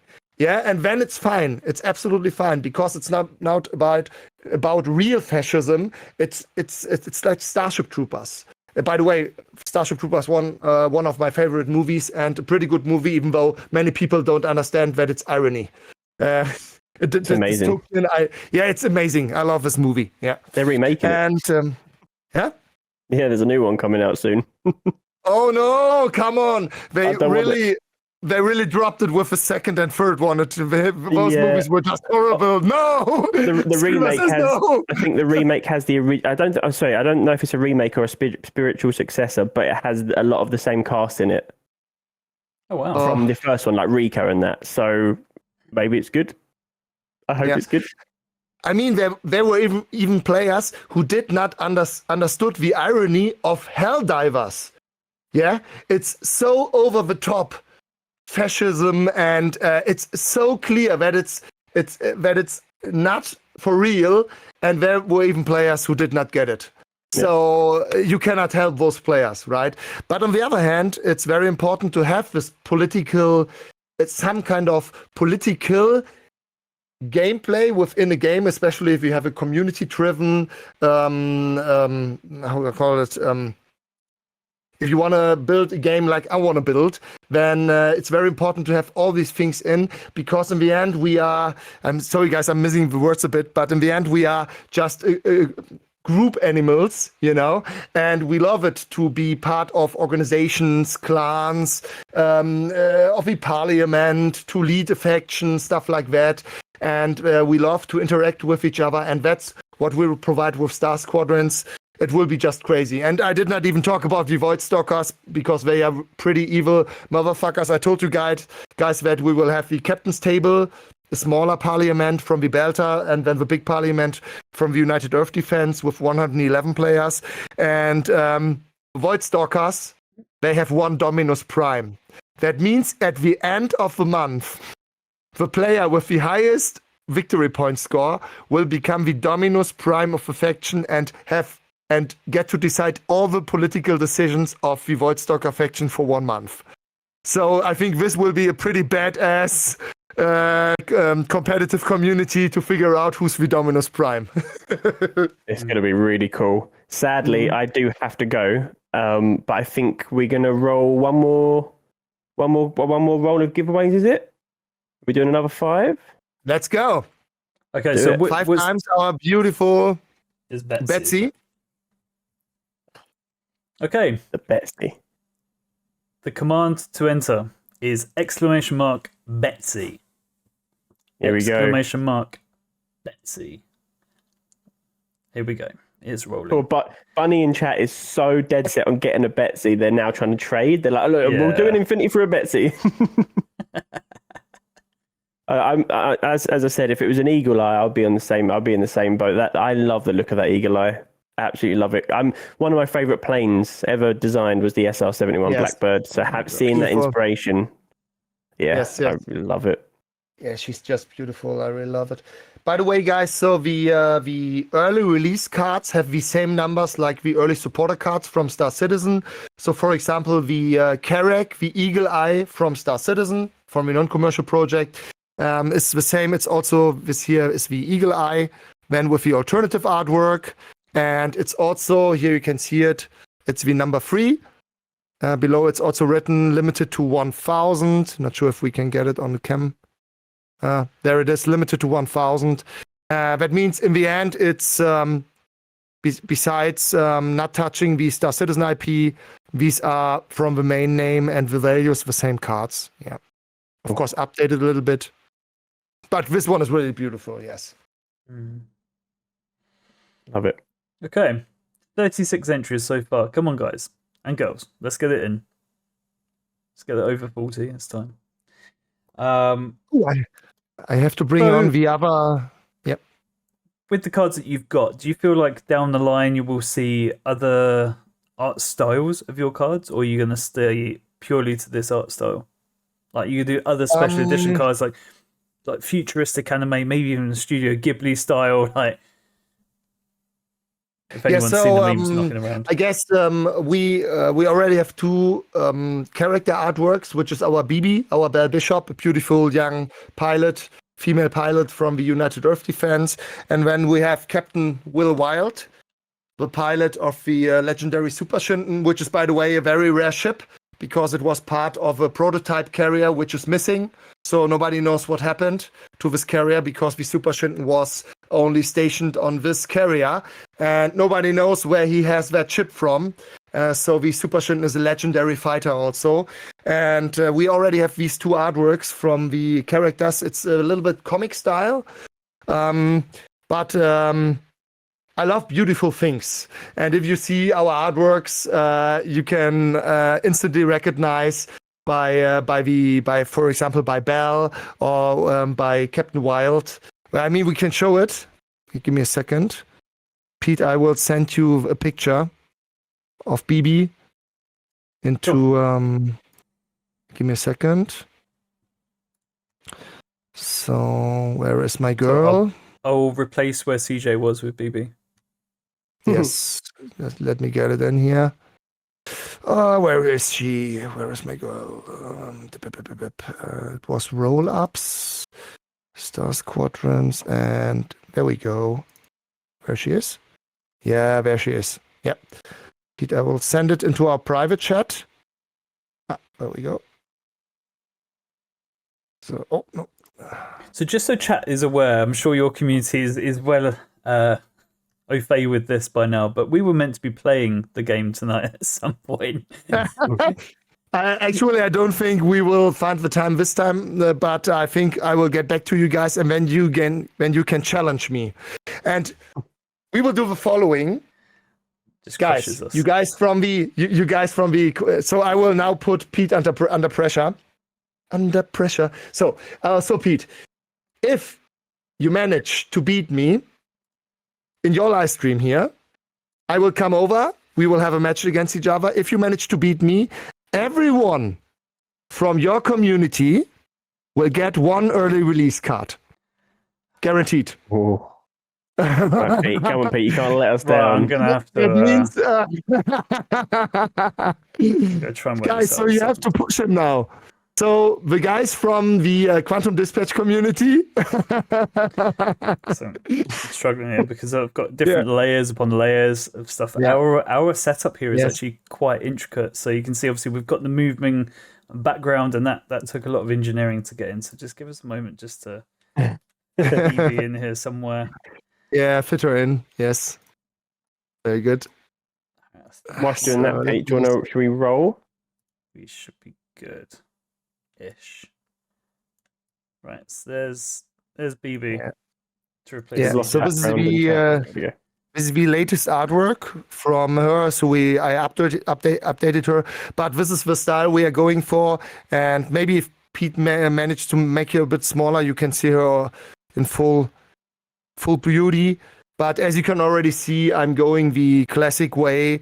We have beautiful women, we have beautiful guys, because that's what people actually love in the end. Yeah, that's what it's all about. Yeah, we have beautiful ships.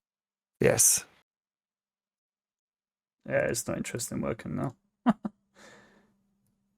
Okay, I don't know what's happening, but it won't let me resize. So Yes. we have what we've got for now.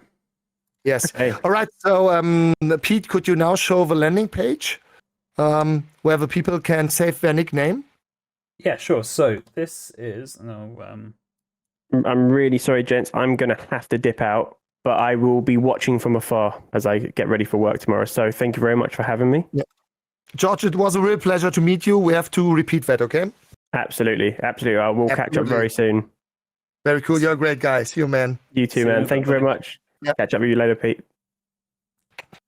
okay. So Yeah. we've got the. I've put the Yes. link in. I'll spam the link. All right. A couple of times. For So, those guys- that haven't signed up here, Yes, so this is the serious stuff. For those who have not enlisted yet, this is the landing page for Star Squadrons. This is for the time for you guys in a nearly empty database to secure your name. And you now have the chance to get some of the really rare names because right now I think we have just around 500 plus submissions. That means there are a lot of names that are still free. And I want to make a very important note on that. You can even use spaces. That means you can, for example, have, I don't know, Admiral Thomas space Eberhard.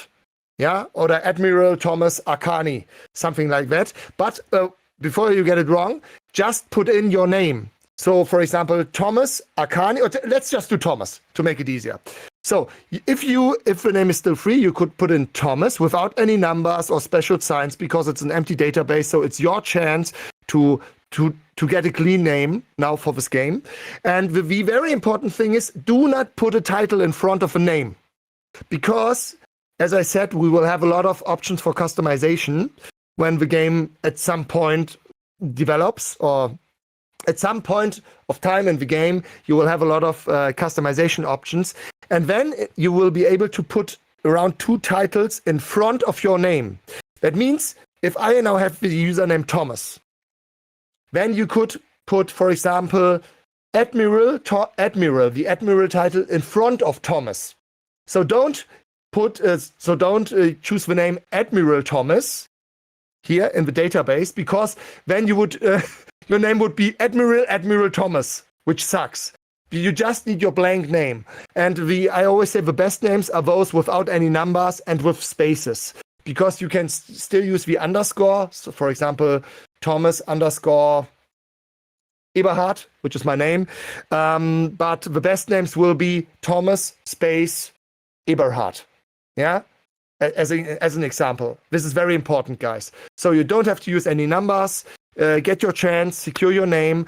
And I would really love, no titles. Yes, do not include titles into your name, because you will be able to put additional titles in front of your name. Okay? Yeah, and spaces are allowed. That's very important. Yeah. That's very... there she is. Where's my girl? There's our beautiful BB. So... What if I did two? Because I did not hear the space part till I submitted one. Yeah, then do the other one. We will throw out double names. Okay? You can do a double entry. Then in the end, we will just throw out the names which are double. Okay? Yes. Okay, so any more questions regarding the enlistment guarantees? Yes. Very good. So, the cool thing is, you are now securing or reserving your nickname you want to have later on in the game. And the other cool thing is, you will get a little surprise, because we are now getting the people to submit with a name, so that we can then, after the launch of the demo version on Steam, at some point of time do a big Kickstarter campaign. That's why I need your support, guys. And the cool thing is, along the way, prior to the Kickstarter campaign, you will also get sent a little present via postal mail, because you put in your address. That means you will also get something. And a little reminder that within 1 or 2 weeks, the Kickstarter campaign will start. And so you will also get a little surprise. So thank you for your support in advance. And if you have any friends, clans, organizations, for example in Star Citizen, who are interested in saving their name, now's the chance. Spread the word, show it to others, and the people who want to save their name in this unique trading card game have now the chance to save a name. Do you want to say anything to that, Pete? Did I miss something? No, I think you've you covered everything. I've been doing stuff in the background as well. Yeah, I also love the art style. It's a little bit comic-like, but I think it fits a very wide audience also, because it's very easy to identify with this art style. Yeah, I think another level you could have to that Kickstarter is like, limited to a certain amount. Is like, okay, this amount of money, and you will become a pilot like BB in the game. And you know why I'm saying that, because I want to be one. No, by the way, BB or Bell Bishop is of course already blocked, so you cannot get BB. But so this is already a meme within the community, because she's already a little star, because her name is Bell Bishop. She's the daughter of a very famous United Earth Defense Admiral Bishop, and her call sign is BB, Bell Bishop, and that's the reason why everyone is saying, "Well, BB, we love you," stuff like that. And so we are already into building our own law and stuff like that. Commander Dagger, right. Screamer asked referral points. So at some point of time, there will be a referral program for everyone.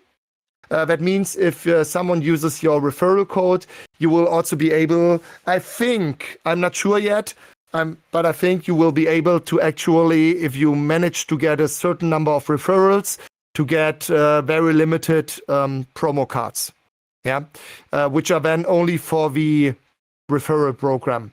Also limited to only 1,000 cards, stuff like that. And if you manage to, I don't know, for example, 5 referrals, then you will be sent such a card for free at home.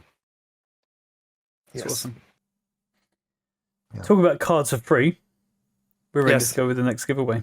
For anyone that hasn't entered, very, very quickly run to your keyboard. It is !Betsy, Betsy. to enter. Currently at 38 entries.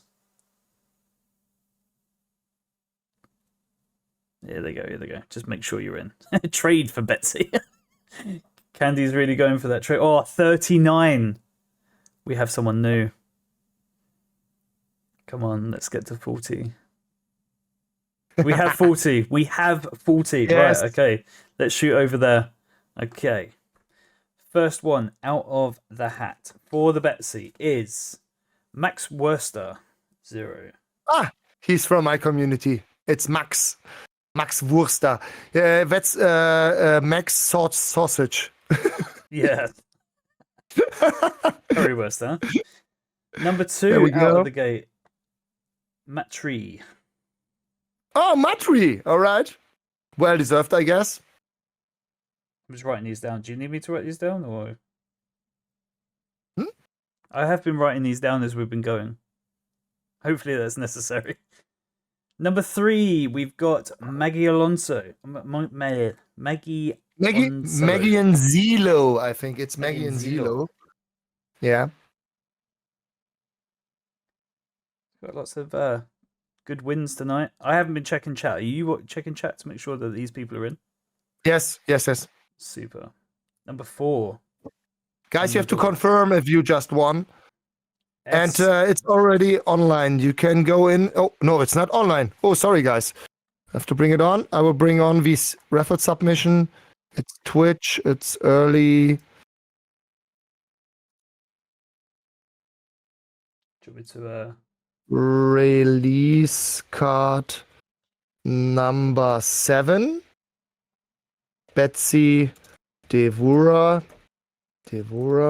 And then we have Quantum Dispatch Raffle 2. And we will do 10 cards. So that's a total of 20. Whoop. Betsy Devura, early release card. Suck. Let's go. Okay, it's online. So the winners can now go to squadrons-game.com/raffle PHP and then choose early release card number 7, Betsy Devura, Quantum Dispatch Raffle number 2. So, who was the last winner? We're about to find out. So we have SG Boy 99, who is number 4. Ha! Okay. I think they're in chat. Yes, they're in chat. Thank you. Okay, number 5. You ready for this, Thomas? Yeah, let's go. Is the community ready? Let's go. And we have, I don't know how to say that. Serenbe?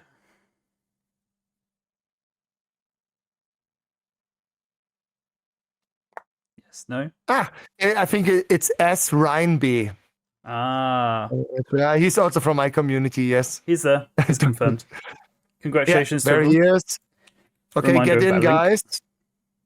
Okay, so actually, there was. These were all from my community, I think. They were. So, who's from the Quantum Dispatch community and hasn't got a card yet? Type into the chat, no card. If you are from the Quantum Dispatch community, so not from my community, guys, from the Quantum Dispatch. So that's please say type in no card. I need to see no card. Do you want me to do this as another giveaway? Now slowly, stop it. Guys, stop it. I just need no cards. Say Screamer, yes. Who else? From the Quantum Dispatch community. With no early release card yet. And no card 1 today. Okay, Seize, you are allowed to submit. Let's go. Get your own Betsy. Go to the website. Then we have Screamer. Let's go, baby. Thank you for being here. Go onto the website. Also here, raffle, submit. So Screamer, let's go. Seize, let's go. Uncle Marky, let's go. Go there. Yes, boys. Come on. Welcome to the family. So anyone else from the Quantum Dispatch community? Oh man, guys, it's so easy to get a card here. Yeah, of course. I mean, we are here to to honor the other community. So I think that's fine. Yes, Salin. And guys, I also have a surprise later on for our community, because we will have a live stream next week, and not just with Cobra TV. We will also have our own live stream next week. No fear, stop it. Oh, damn it. Okay, so Screamer, we have Seize, very good, and Uncle Morky. So no one else. My gosh. There was. Hold on. Well, okay. I mean, I cannot do then something against that. Okay. Noodle has been in the chat all evening. Yeah. Yeah, so our next live stream, so the next Star Squadrons live stream will be on the upcoming Friday. This Friday, guys, okay? This Friday we will have our own live stream, and then on Saturday I will be the guest of Cobra TV, which is a pretty big streamer. Yeah. Average Ash, you already won, right? Yeah. Yes, he Yeah, did. you already won. Was, Yeah. Yeah. He was winner number 5 of the Infinity. Yeah. All over it. So what is here? But what about Dex Noodle? He's also one of your guys, right? Yes, so Dex Noodle. Noodle, this is yeah. this is for tonight. So they haven't won tonight either. Okay, Dex Noodle. If you put in no card now, no cards, you will also be allowed to pick a Betsy, and then you can submit. But I need a Dex Noodle. I need a no card as a response from your side. Okay, that was fast. All right. So Dex Noodle, get in there. Squadrons-game.com/raffle, and then submit for a beautiful Betsy. Okay? Yes. No, actually, there is another Red Mamba card with alternative artworks, but it's already produced. It's already here, but it's not released yet. Yes, Dex. Welcome to the family, man. And guys, do not throw these cards away. They are already traded above 50 euros. Okay? Gosh. The cards. Yeah, it's crazy. Just crazy, eh?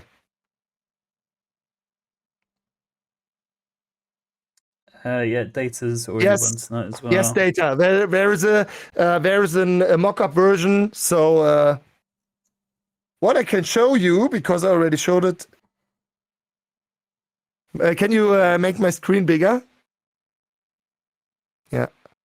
And Pete, would you be so nice and put Cosmic Cards, the link to the Cosmic Cards channel, into the chat?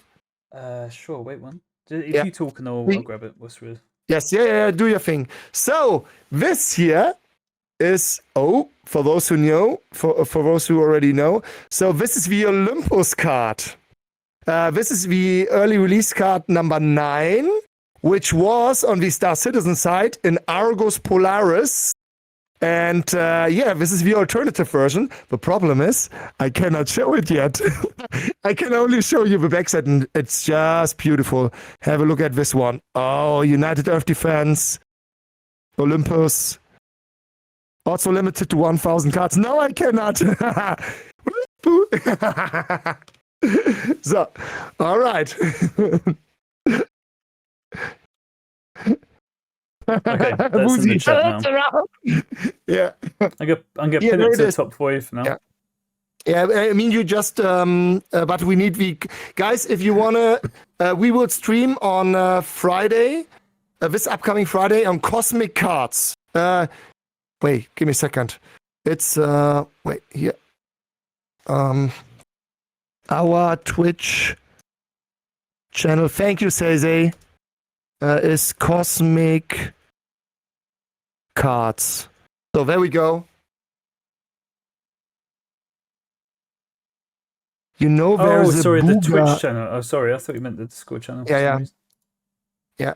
But what is Happy Raid said? You know, there is a boga on the backside. What does he mean? A boogie. What is a boogie? From the nose. I don't get it. You have to explain it to me. I'm a dumb German. It's from up your nose, a bogey. I don't get it. Sorry. Oh, no, huh? I think he's trying to get you to look at the card so you twist it. I got it. Okay, you're so smart, guys.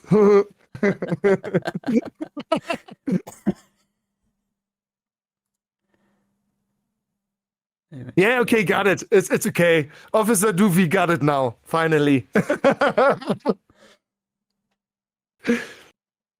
Okay, so yeah, that's in chat.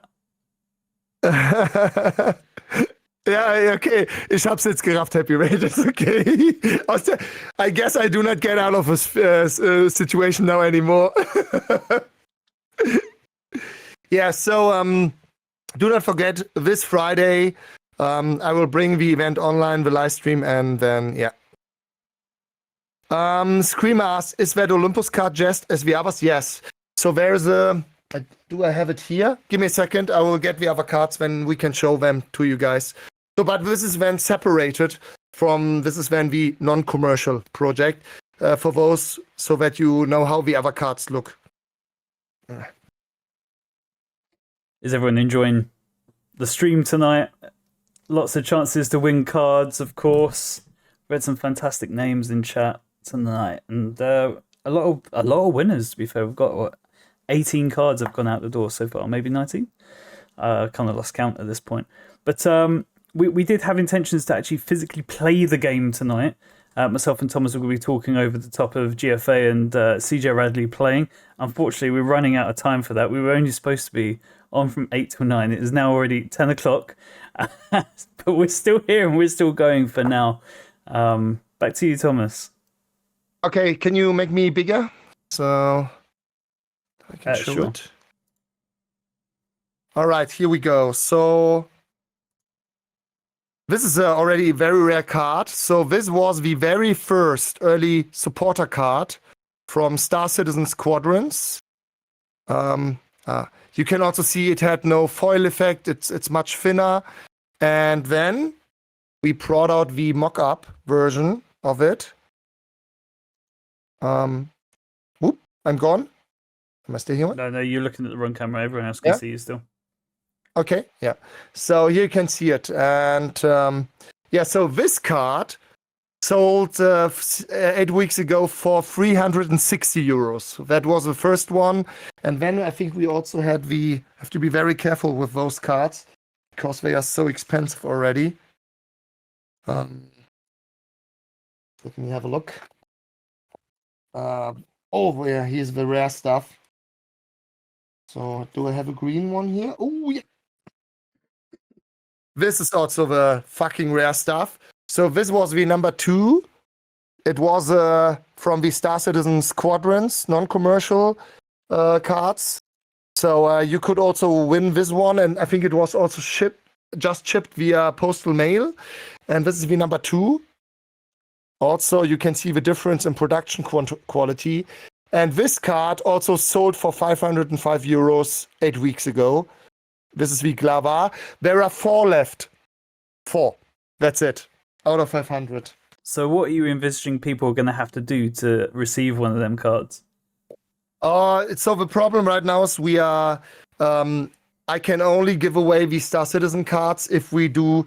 We have now 2 channels. We have the Star Citizen Squadrons channel and we have the Cosmic Cards channel.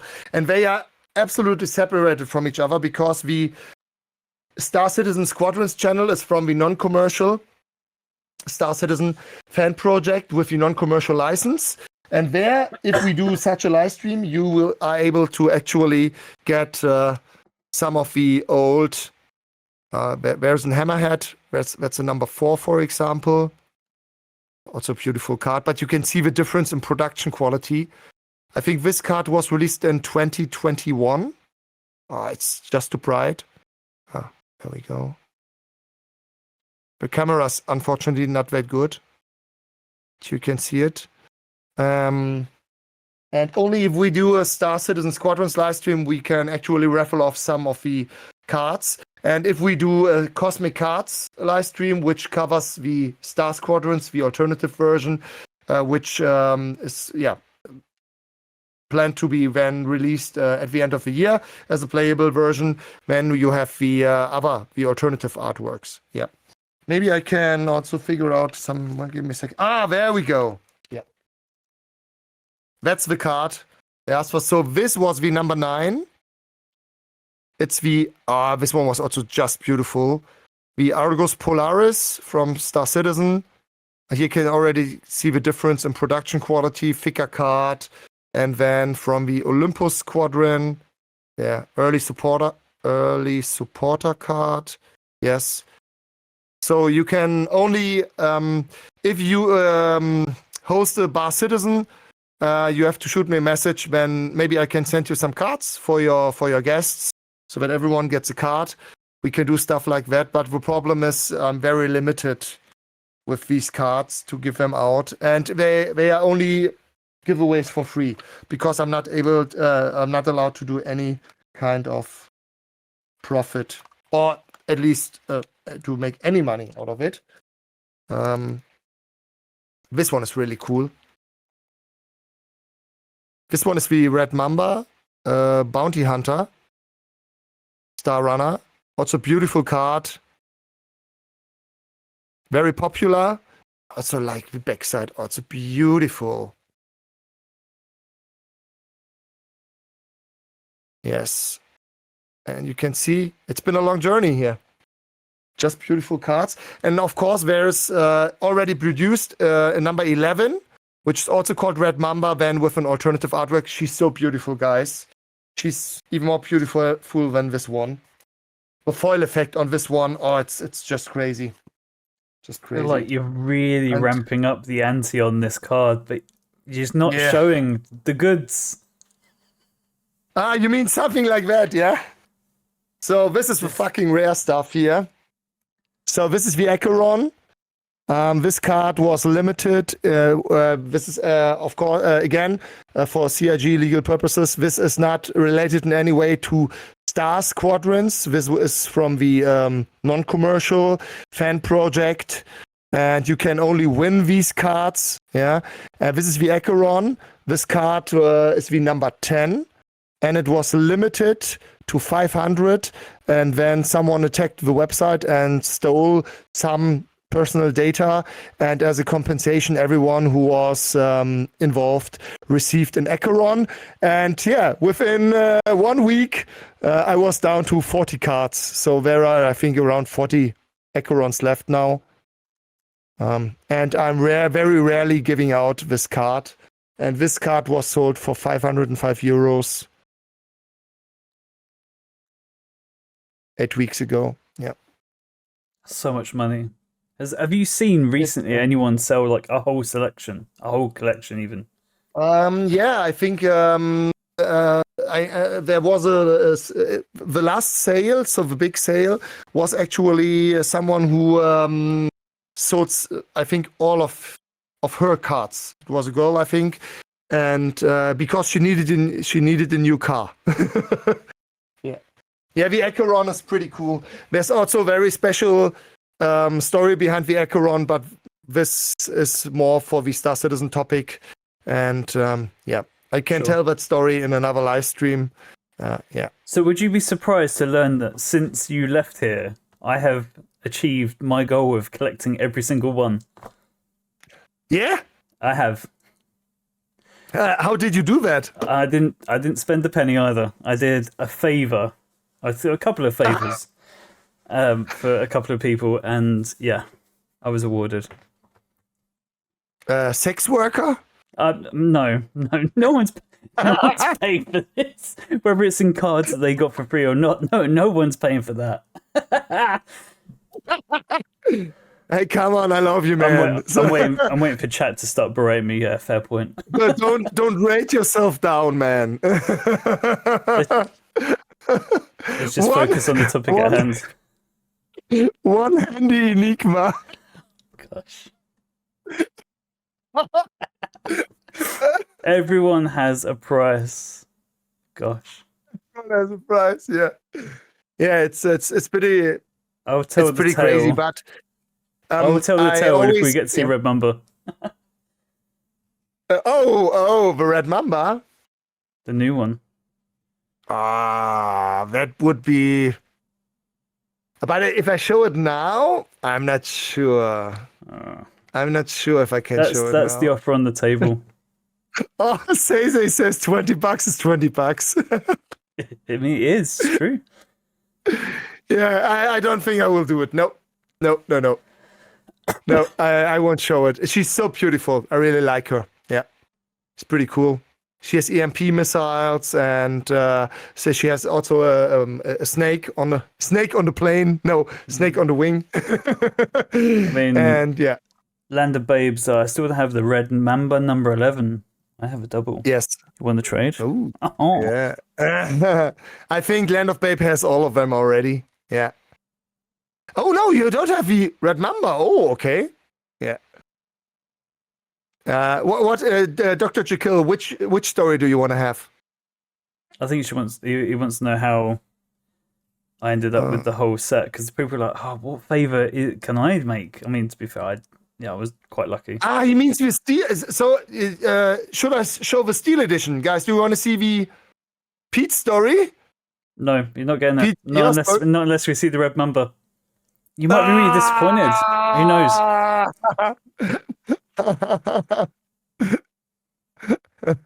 Secret. SG Boy 99 has had the laugh of the evening from me. I was like, so what people got to do to get these guys straight away in chat? Murder. just murder. Right, so what are they talking about? The steel version. Is this the one that your friend makes, the one that I've met? Yes. Yeah, I've seen that. It's nice. Really nice. Guys, do you I have to look where it is, but guys, do you want to see the Super Shinton Metal version? Limited to 50 cards worldwide with a serial number from 1 to 50? Have you seen the card already? If I get some ones into the chat, I will show the steel edition from the XMM. What's in the white box? Yes, that's an insider. Is that the new cards? Yeah. If I get any ones into, I need some ones into the chat. Then I can show you the Super Shinton Metal card. And the crazy thing is, guys, I'm claiming this. The Super Shinton Metal card is the first commercial laser-etched holographic steel trading card in the world ever created. And the first non-commercial one was the Red Mamba. I will get both for you guys. Just give me a second, okay? Pete, entertain them.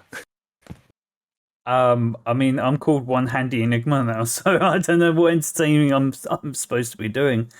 But good evening, everyone. You now have me on my lonesome. No, I'm not going to jiggle. OnlyFans, eh? I'm not about that style of work. My cards are in the other room. Otherwise, I would. When he comes back, I'll put him as the main screen so I can scarper off. I'll go and grab him. They're only in the other room, and yeah, I'll show him. Actually, I can show you some now. I have a Star Citizen wall.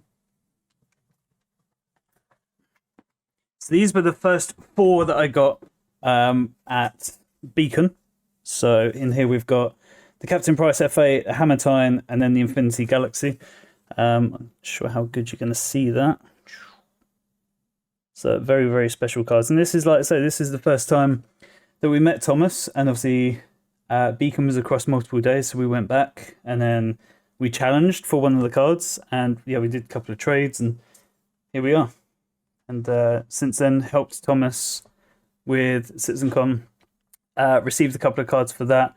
But I was missing the rarest of the cards. And yeah, so ladies, the favor came into hand. Yeah. So, ladies and gentlemen, are you ready for Rumble? I present. So we have the. Can you make me bigger? Sure. Sorry, I'm just looking at Mad Dog Superiors. He's bought the domain fleetpix.space. That's a fantastic domain. But I've gone to it and there's nothing there. That's a shame. Otherwise, I'd 100% upload my fleet view. Right, you going big, I'm going to grab cards. All right, so let's go. So this is the Red Mamba. early supporter card number 11, as I said, from the non-commercial Star Citizen Squadrons fan project. And this, ladies and gentlemen, is, and I claim it, the very first non-commercial laser edge trading card in the world. And here you have it. This is the, oh fuck, she's so beautiful. Oh, I have it. Can you see that, guys? Oh. And by the way, the card I'm holding now in my hand is the number 1. So this is the red Mamba out of, what is it, 33? Yeah. So there are 33 Red Mamba Steel editions. And it is, I think, 2,500 other ones here. So this is the very first in the world, the very first laser-etched Steel edition trading card. As you can see, it's already pretty thick, made for eternity, or what you want to call it. And then we have, on the other hand, the first commercial one, which followed up, which is our beautiful Super Shinden. This card is limited to 50. So let's have a look. So there we go. So this is now a loyalty card from Star Squadrons, from the alternative version. And there we go. Here you can see the metal version, loyalty card free. Limited to 50 cards worldwide, each card with its own serial number, 1 of 50, 2 of 50, 3 of 50, blah, blah, blah. And here we go. Let's go. And there she... Oh, have a look at this one. Whoa. Pete, can you see it? I can. That's beautiful. Yeah, she's so beautiful. Yes. So what numbers are these? So this is this is number 1. The Holy Grail. Yeah. Yeah. So this is when the... people start winning these? Yeah. How much German do I need to learn? Actually, I think I have now given away 30 out of the 50 cards, so there are around 20 left. And I think the next option to get your hands on such a card will be the next tournament in Switzerland. So I just leaked something, yeah. I still have to wait for the confirmation, but I think it will happen. At the end of May, we will have our first, our second international tournament in Switzerland at a local Bar Squadrons or Bar Citizen, because we will be at the same location as a Bar Citizen in Basel, in Switzerland, and we will have on the same location, but separate part of the location. We will have a little tournament, around 16 players, upland for now. And then you get one of the winners is able to actually win a Super Shinden card again. So pretty, oh man, fuck what a card. There must Damn be it. some regrets there only making 50 of these. I mean, I have still some left, so yeah. Yeah, and this, guys, these are the very first laser-etched cards in the world. The commercial ones and the non-commercial ones. So pretty cool. To get this one out here. Right, so whilst you were away, they wanted to see all of the cards that I have. So we'll start in order. So we've got number 1, the Boomer Squad, signed by the one and only Thomas. Number 2 with the Glower. 360 euros, 505 euros. Ouch. Someone's gonna doss me and be like, I'll wake up with someone over probably at S-Boy 99. I'm here for murder. Oh fuck, this is gonna get expensive here. Right, okay. Eagle Eye, which as far as I'm aware is actually one of the hardest ones to get. I mean, I think she's traded at around $100 right now, right? And here you can see it. Put it in on your screen, Pete. Oh, that one. And here you can see it. So the no. So here you have the so this is the mock-up version, the alternative one. Yeah, very good. Yes, and there you can see it. So it's a Carrack-sized chip, and this is an alternative version. not infringing the IP of Cloud Imperium Games and Star Citizen. It's our alternative own version. So Eagle Eye. So your next one? Hammer Time, which is up there. Oh yeah. And now Hammer Time. this one, I'd had it for some time, and I was showing my son the cards, and I have like this nice. Where is it? I've got like this nice box that just conveniently stores everything, and the picture was there, but it goes with the Gatsby. So for those that have Gatsby, do you have this as well? This Natalia, is it? And my wife was like, it's Natasha. Natasha. He pulled out Natasha out of. Did you just pull Natasha out of a box? Well, no, you got it signed for me. Yeah, you signed it. Okay. You signed it. I was just making a bad joke. It's okay. Yeah. But so I pulled this out, and my wife's like, "Who's that?" Yeah. I was like, but you see that card down? Thank God the card is in the photo. I said, but this is the card. Yes. Make yourself bigger to show it. So this is the this was Natasha. That's not working. Yeah. It's okay. Yeah. So we had our own shooting. That's also a pretty crazy story because we had a shooting and it was. I was supported by one of the most famous car photographers in the world, Michel de Vries. That's also a pretty crazy story because we have our own video on YouTube with a making of a video. I think you have to put in Star Squadrons, the Gatsby, something like that, and then you should be able to see the video on YouTube and give it a thumbs up. Is that the guy that does the model cars but makes it like the real stuff? No. He actually, they do 3D models, but Michel de Vries, he actually made the advertisement stuff for the Bugatti Chiron. Nice. So he made the ads for the Bugatti Chiron. Yeah, so crazy. $3.5 million car. Yeah. So crazy. Okay, so yeah, that was the Gatsby and their little story to go with that one. Then we have the Captain Price F8, which is top left. Yes. Hard to card. see. That was actually the first card that you gave me. That was the first really? one. Yeah. Maybe I can show it a bit clear. So we also have the number 6. Avaricious, yeah. Captain Price, Executive Edition from Olympus, from the Capital Ship Command. I hate this cam. When you are buying a cam which is 5 times the price of my little webcam, and the little webcam is better than the Elgato face cam. So Captain Price. Is it the first one or the second one you've got? This is the number 6. No, the Elgato. MK2, I think. Yeah, so I've also got the MK2, and the MK1 I felt was like better. It represented better color, and it's always like this kind of grey over the top. But I've played around with it so much. But yeah, beautiful card. Then we've got Betsy. Now Betsy is here. Do you want to do a side by side with the one you've got? Yeah. Wait, give me a second. Also beautiful. Where is our girl? Wait, give me a second. There. So here you can see it. We have on the upper left side, you will have the early supporter card from the non-commercial Star Citizen project, the Betsy, and here's the mock-up.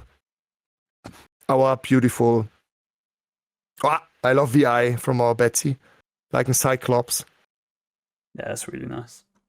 Yeah, she's so cool.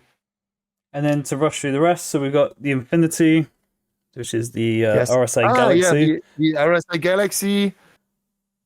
Yeah, and here you have the other one, the Galaxica. Yeah, I'm looking forward to that ship coming out actually in game. Hopefully, a lot of your community still play the game. I know some have lost interest. Yeah, I think. I mean, in the end, that's what I always say. I'm so thankful that I had the chance to build my game within this community. There are so many amazing people who supported me, who invested their spare time as a staff member, who poured in their effort into the project, even though it's they do not get any money for that. And I'm pretty sure that in any other community, I wouldn't have come so far. So that's pretty cool. I really love Star Citizen.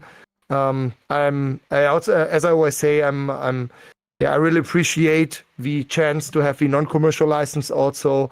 But at some point of time, we had to make a decision, and I think that CIG knows the potential of the card game, and CIG, as I always say, just shoot me a message, and I will fly over to Manchester again. So just let me know. Yeah, Thomas, sure. you had so much cams. Any of them should? Yeah. I will on the Friday live stream. I will get another cam. I think. I can Okay, send you a Tom- link to. You saw the one that George Yes. was using. Is Yeah. cheaper than the face cams. It's nicer. And Yes. Yeah. I shows. have a little Chinese one, and that one is actually pretty good. Much better than the other ones, but yeah. So Dan of Babe asked for more information. So today I had a meeting with Ariel Vantage. He's the host of the Bar Citizen in Basel in Switzerland, and I think will be on the, if it works out. Not sure yet. We have to wait for confirmation, but I think it will work. Then it will be on the Saturday, the 31st of May. So the last Saturday of May.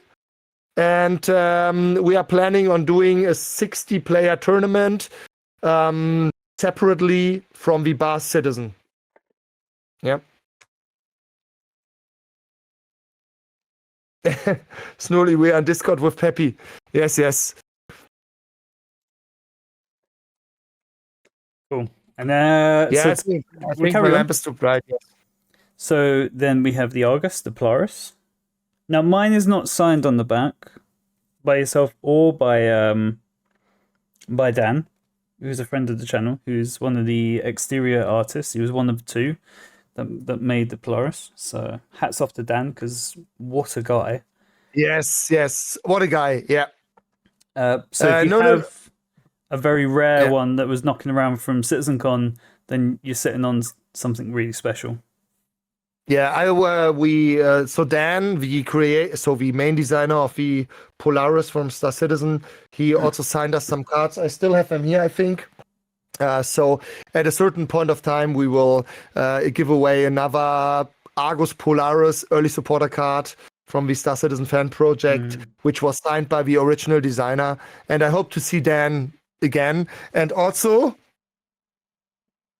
then give him my own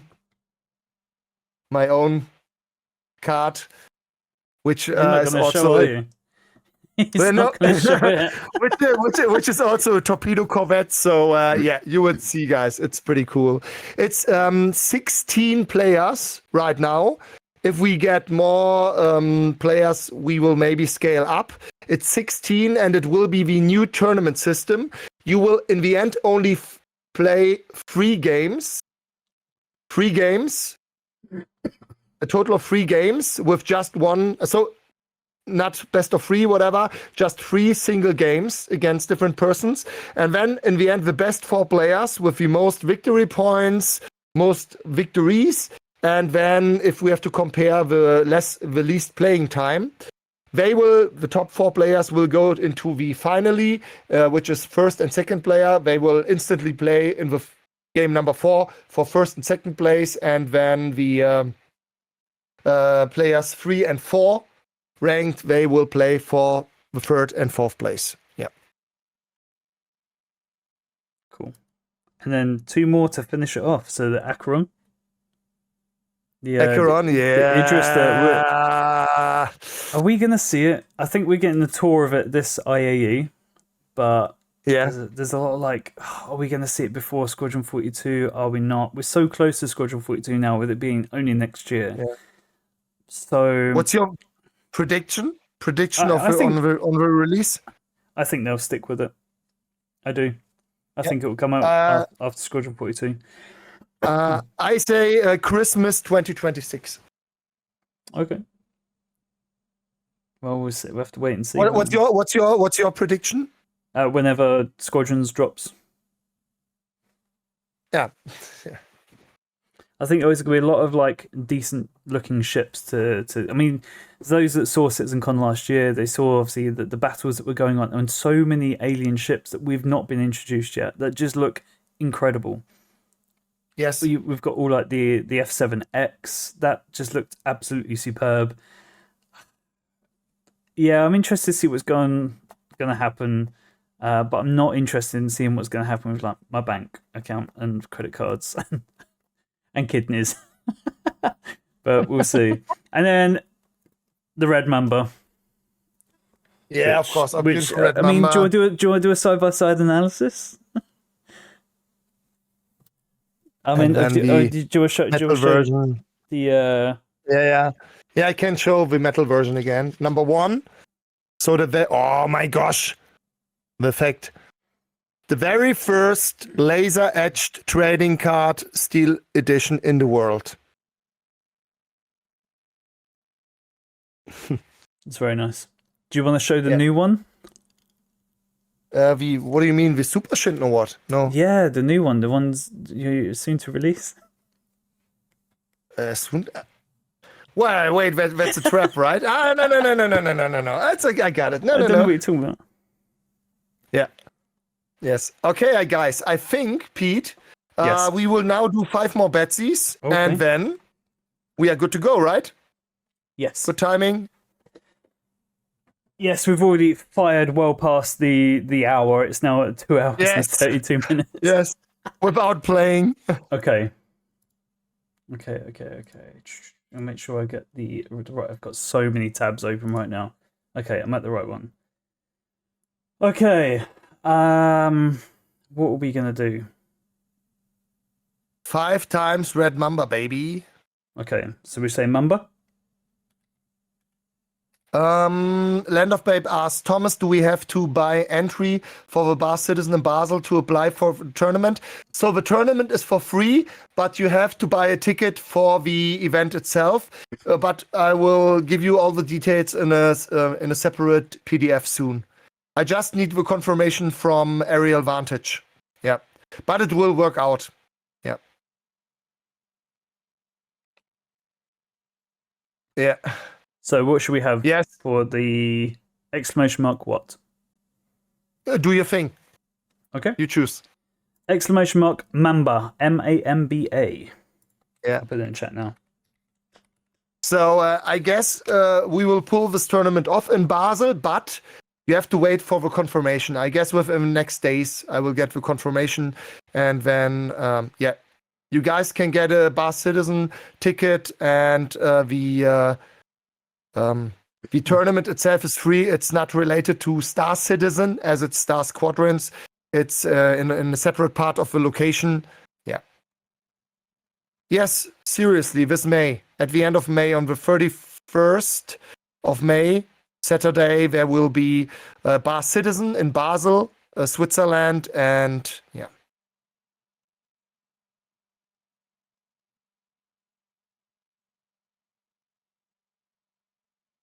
We're at 22 entries. Yeah. Exclamation So Maggie- mark yeah. Mamba. Maggie and Zelia just asked Thomas, the BB, so Bell Bishop loyalty card will arrive soon. So he's talking about our beautiful Big Wasp tracker. There she is. And actually, yesterday I designed a new flyer for a folding flyer to put in the new cards, because I cannot use the old one as it's Star Citizen related. And I will produce them hopefully tomorrow then. And we will also have new envelopes for Star Squadrons and stuff like that. And I guess we will do some kind of boxing live stream within the next 4 weeks. I hope so. And then we will ship all the loyalty cards and all the early release cards and all the early supporter cards, I think. But give me some time, guys. I hope within 4 weeks we are able to ship the cards. Next live stream is this Friday. Yes. There we go. Yes, Captain Wild, Salin. Of course. We have more cards, right?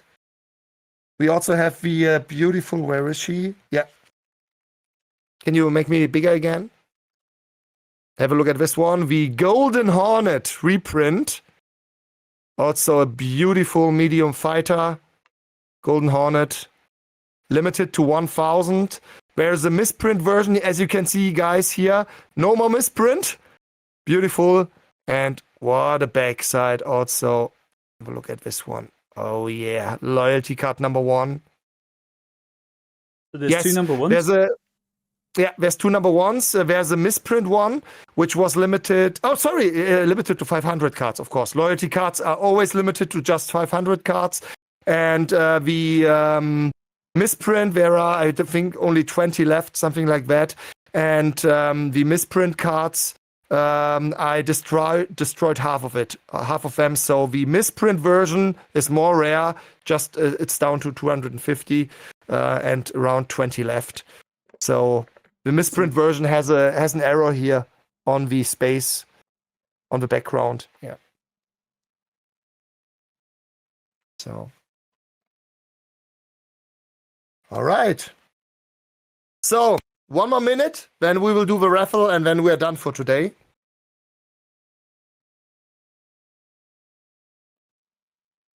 We're at 23 entries, 57 in chat. Yeah, SG boy. But given that people yeah. can't win twice, so you can take off like almost 20 from that. So 35-ish, let's say. Yes.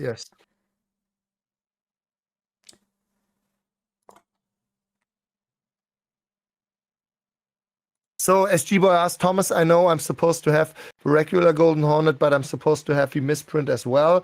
But I only have one of the cards with me. How do I know which one I have? So the misprint version, I'm not sure if I have it. Maybe I have it here. But give me a second. Come on. I have it here. Very nice. So we have the, where is it? I need to find, I think this is the misprint one. So this is the Golden Hornet misprint. You can see the edge is different on the card. Sorry, the light is so bad this time. Wait, give me a second. So, there we go. And I think this one is the misprint one.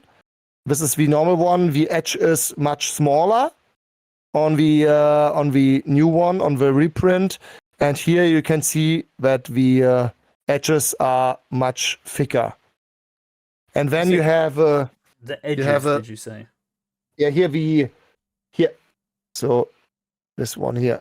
So the part around the card here is much thicker. And then on top you can see there you can see it. Wait, give me a second. On the upper wing, there you can see it. There's a foil mistake. I see. So my fingers, yeah. The red one. Yeah. So this is the mistake. So we made a reprint, and yeah. Very cool. Right. Yeah, this is the misprint version. Yeah. You can see it on the upper wing. Yeah. It's not shiny between the wing. Yeah. So people could have this card thinking they've just got the normal card, and then they have to look at it and go, there's the mistake. And then learn, I've got the misprint version. Yes. All right. So I would say let's go. Okay, let's go. 25 entries. Number 1 out of the gate. Sonia, congratulations. Sonia, you can now go on to squadrons-game.com/raffle, and then early release card number 7, Betsy Devora, Quantum Dispatch. So I'll put this into the chat. Cool. Winner number 2 out of the gate is going to be Hamsterino. Now, is this not the guy that wins everything? Of course he is. What the fuck? I seen someone earlier put his name in chat. And he was like, I'm here. No, he isn't. Of course he's not Hamsterino. Yeah. Oh my god. No. All right. Rigged. Next one. I didn't want everything. I'm not going to pronounce it on stream in case I mess it up.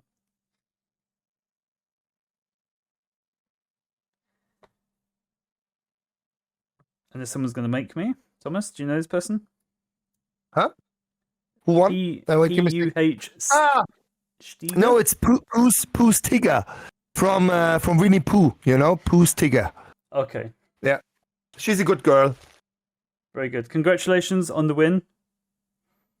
Okay, winner number 4, Rufus EU.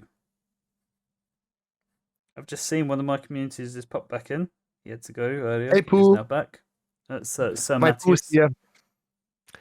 Oh, sehr cool. Very cool. So, Matthias, congratulations. No, he's not one. Is Rufus EU. But Rufus. Rufus is also pretty cool. I think he's Rufus. Yeah, from the Netherlands, right? Netherlands. Is he in chat? Yeah, he's there. He just posted the what is it? There he is. Yeah. Congratulations, Finland. For Finland. So he's the guy from Finland. So cool. Yeah. Nice to have you here, man. Cool. And the last, but probably not least, or at least not last, I don't know. Dr. Jekyll. Dr. Jekyll, very nice. Good man. Good man. Yeah, well deserved. He pops into chat every now and again. It's always nice to have him in here with us. Yes, he's a good guy. Also a part of the family. Okay, Now for so several months, I think. Yes, he's also very loyal. Good guy. Good. So that's the Guys, link in over chat. winners. Yeah, winners. Now please sign up because I will close the raffle submission within the next 3 minutes. So please sign up now.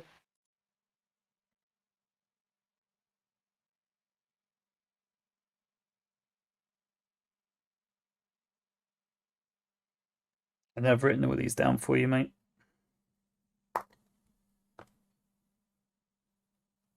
All right, so let's finish this up, Pete. Okay, I would like to say thank you for giving us the chance to be here, have some fun, talk about how to not build your game, talking about the future of the card game, which will be, I'm very excited for the future for our game, guys. And I just made the flyer and I think it's so beautiful because I also added some text to it and to say thank you to the community. And it means when you will get your cards here, they will be in a beautiful flyer in a new envelope from Star Squadrons, and you will have a beautiful experience when you open up the letter or the envelope. So pretty cool. Yeah. And yeah, then I guess we will see you on Friday. Yes. What time are you Pete, looking to do you go live wanna- on Friday? Yeah, so it's a regular live stream this Friday. Not sure, I guess at 8 p.m.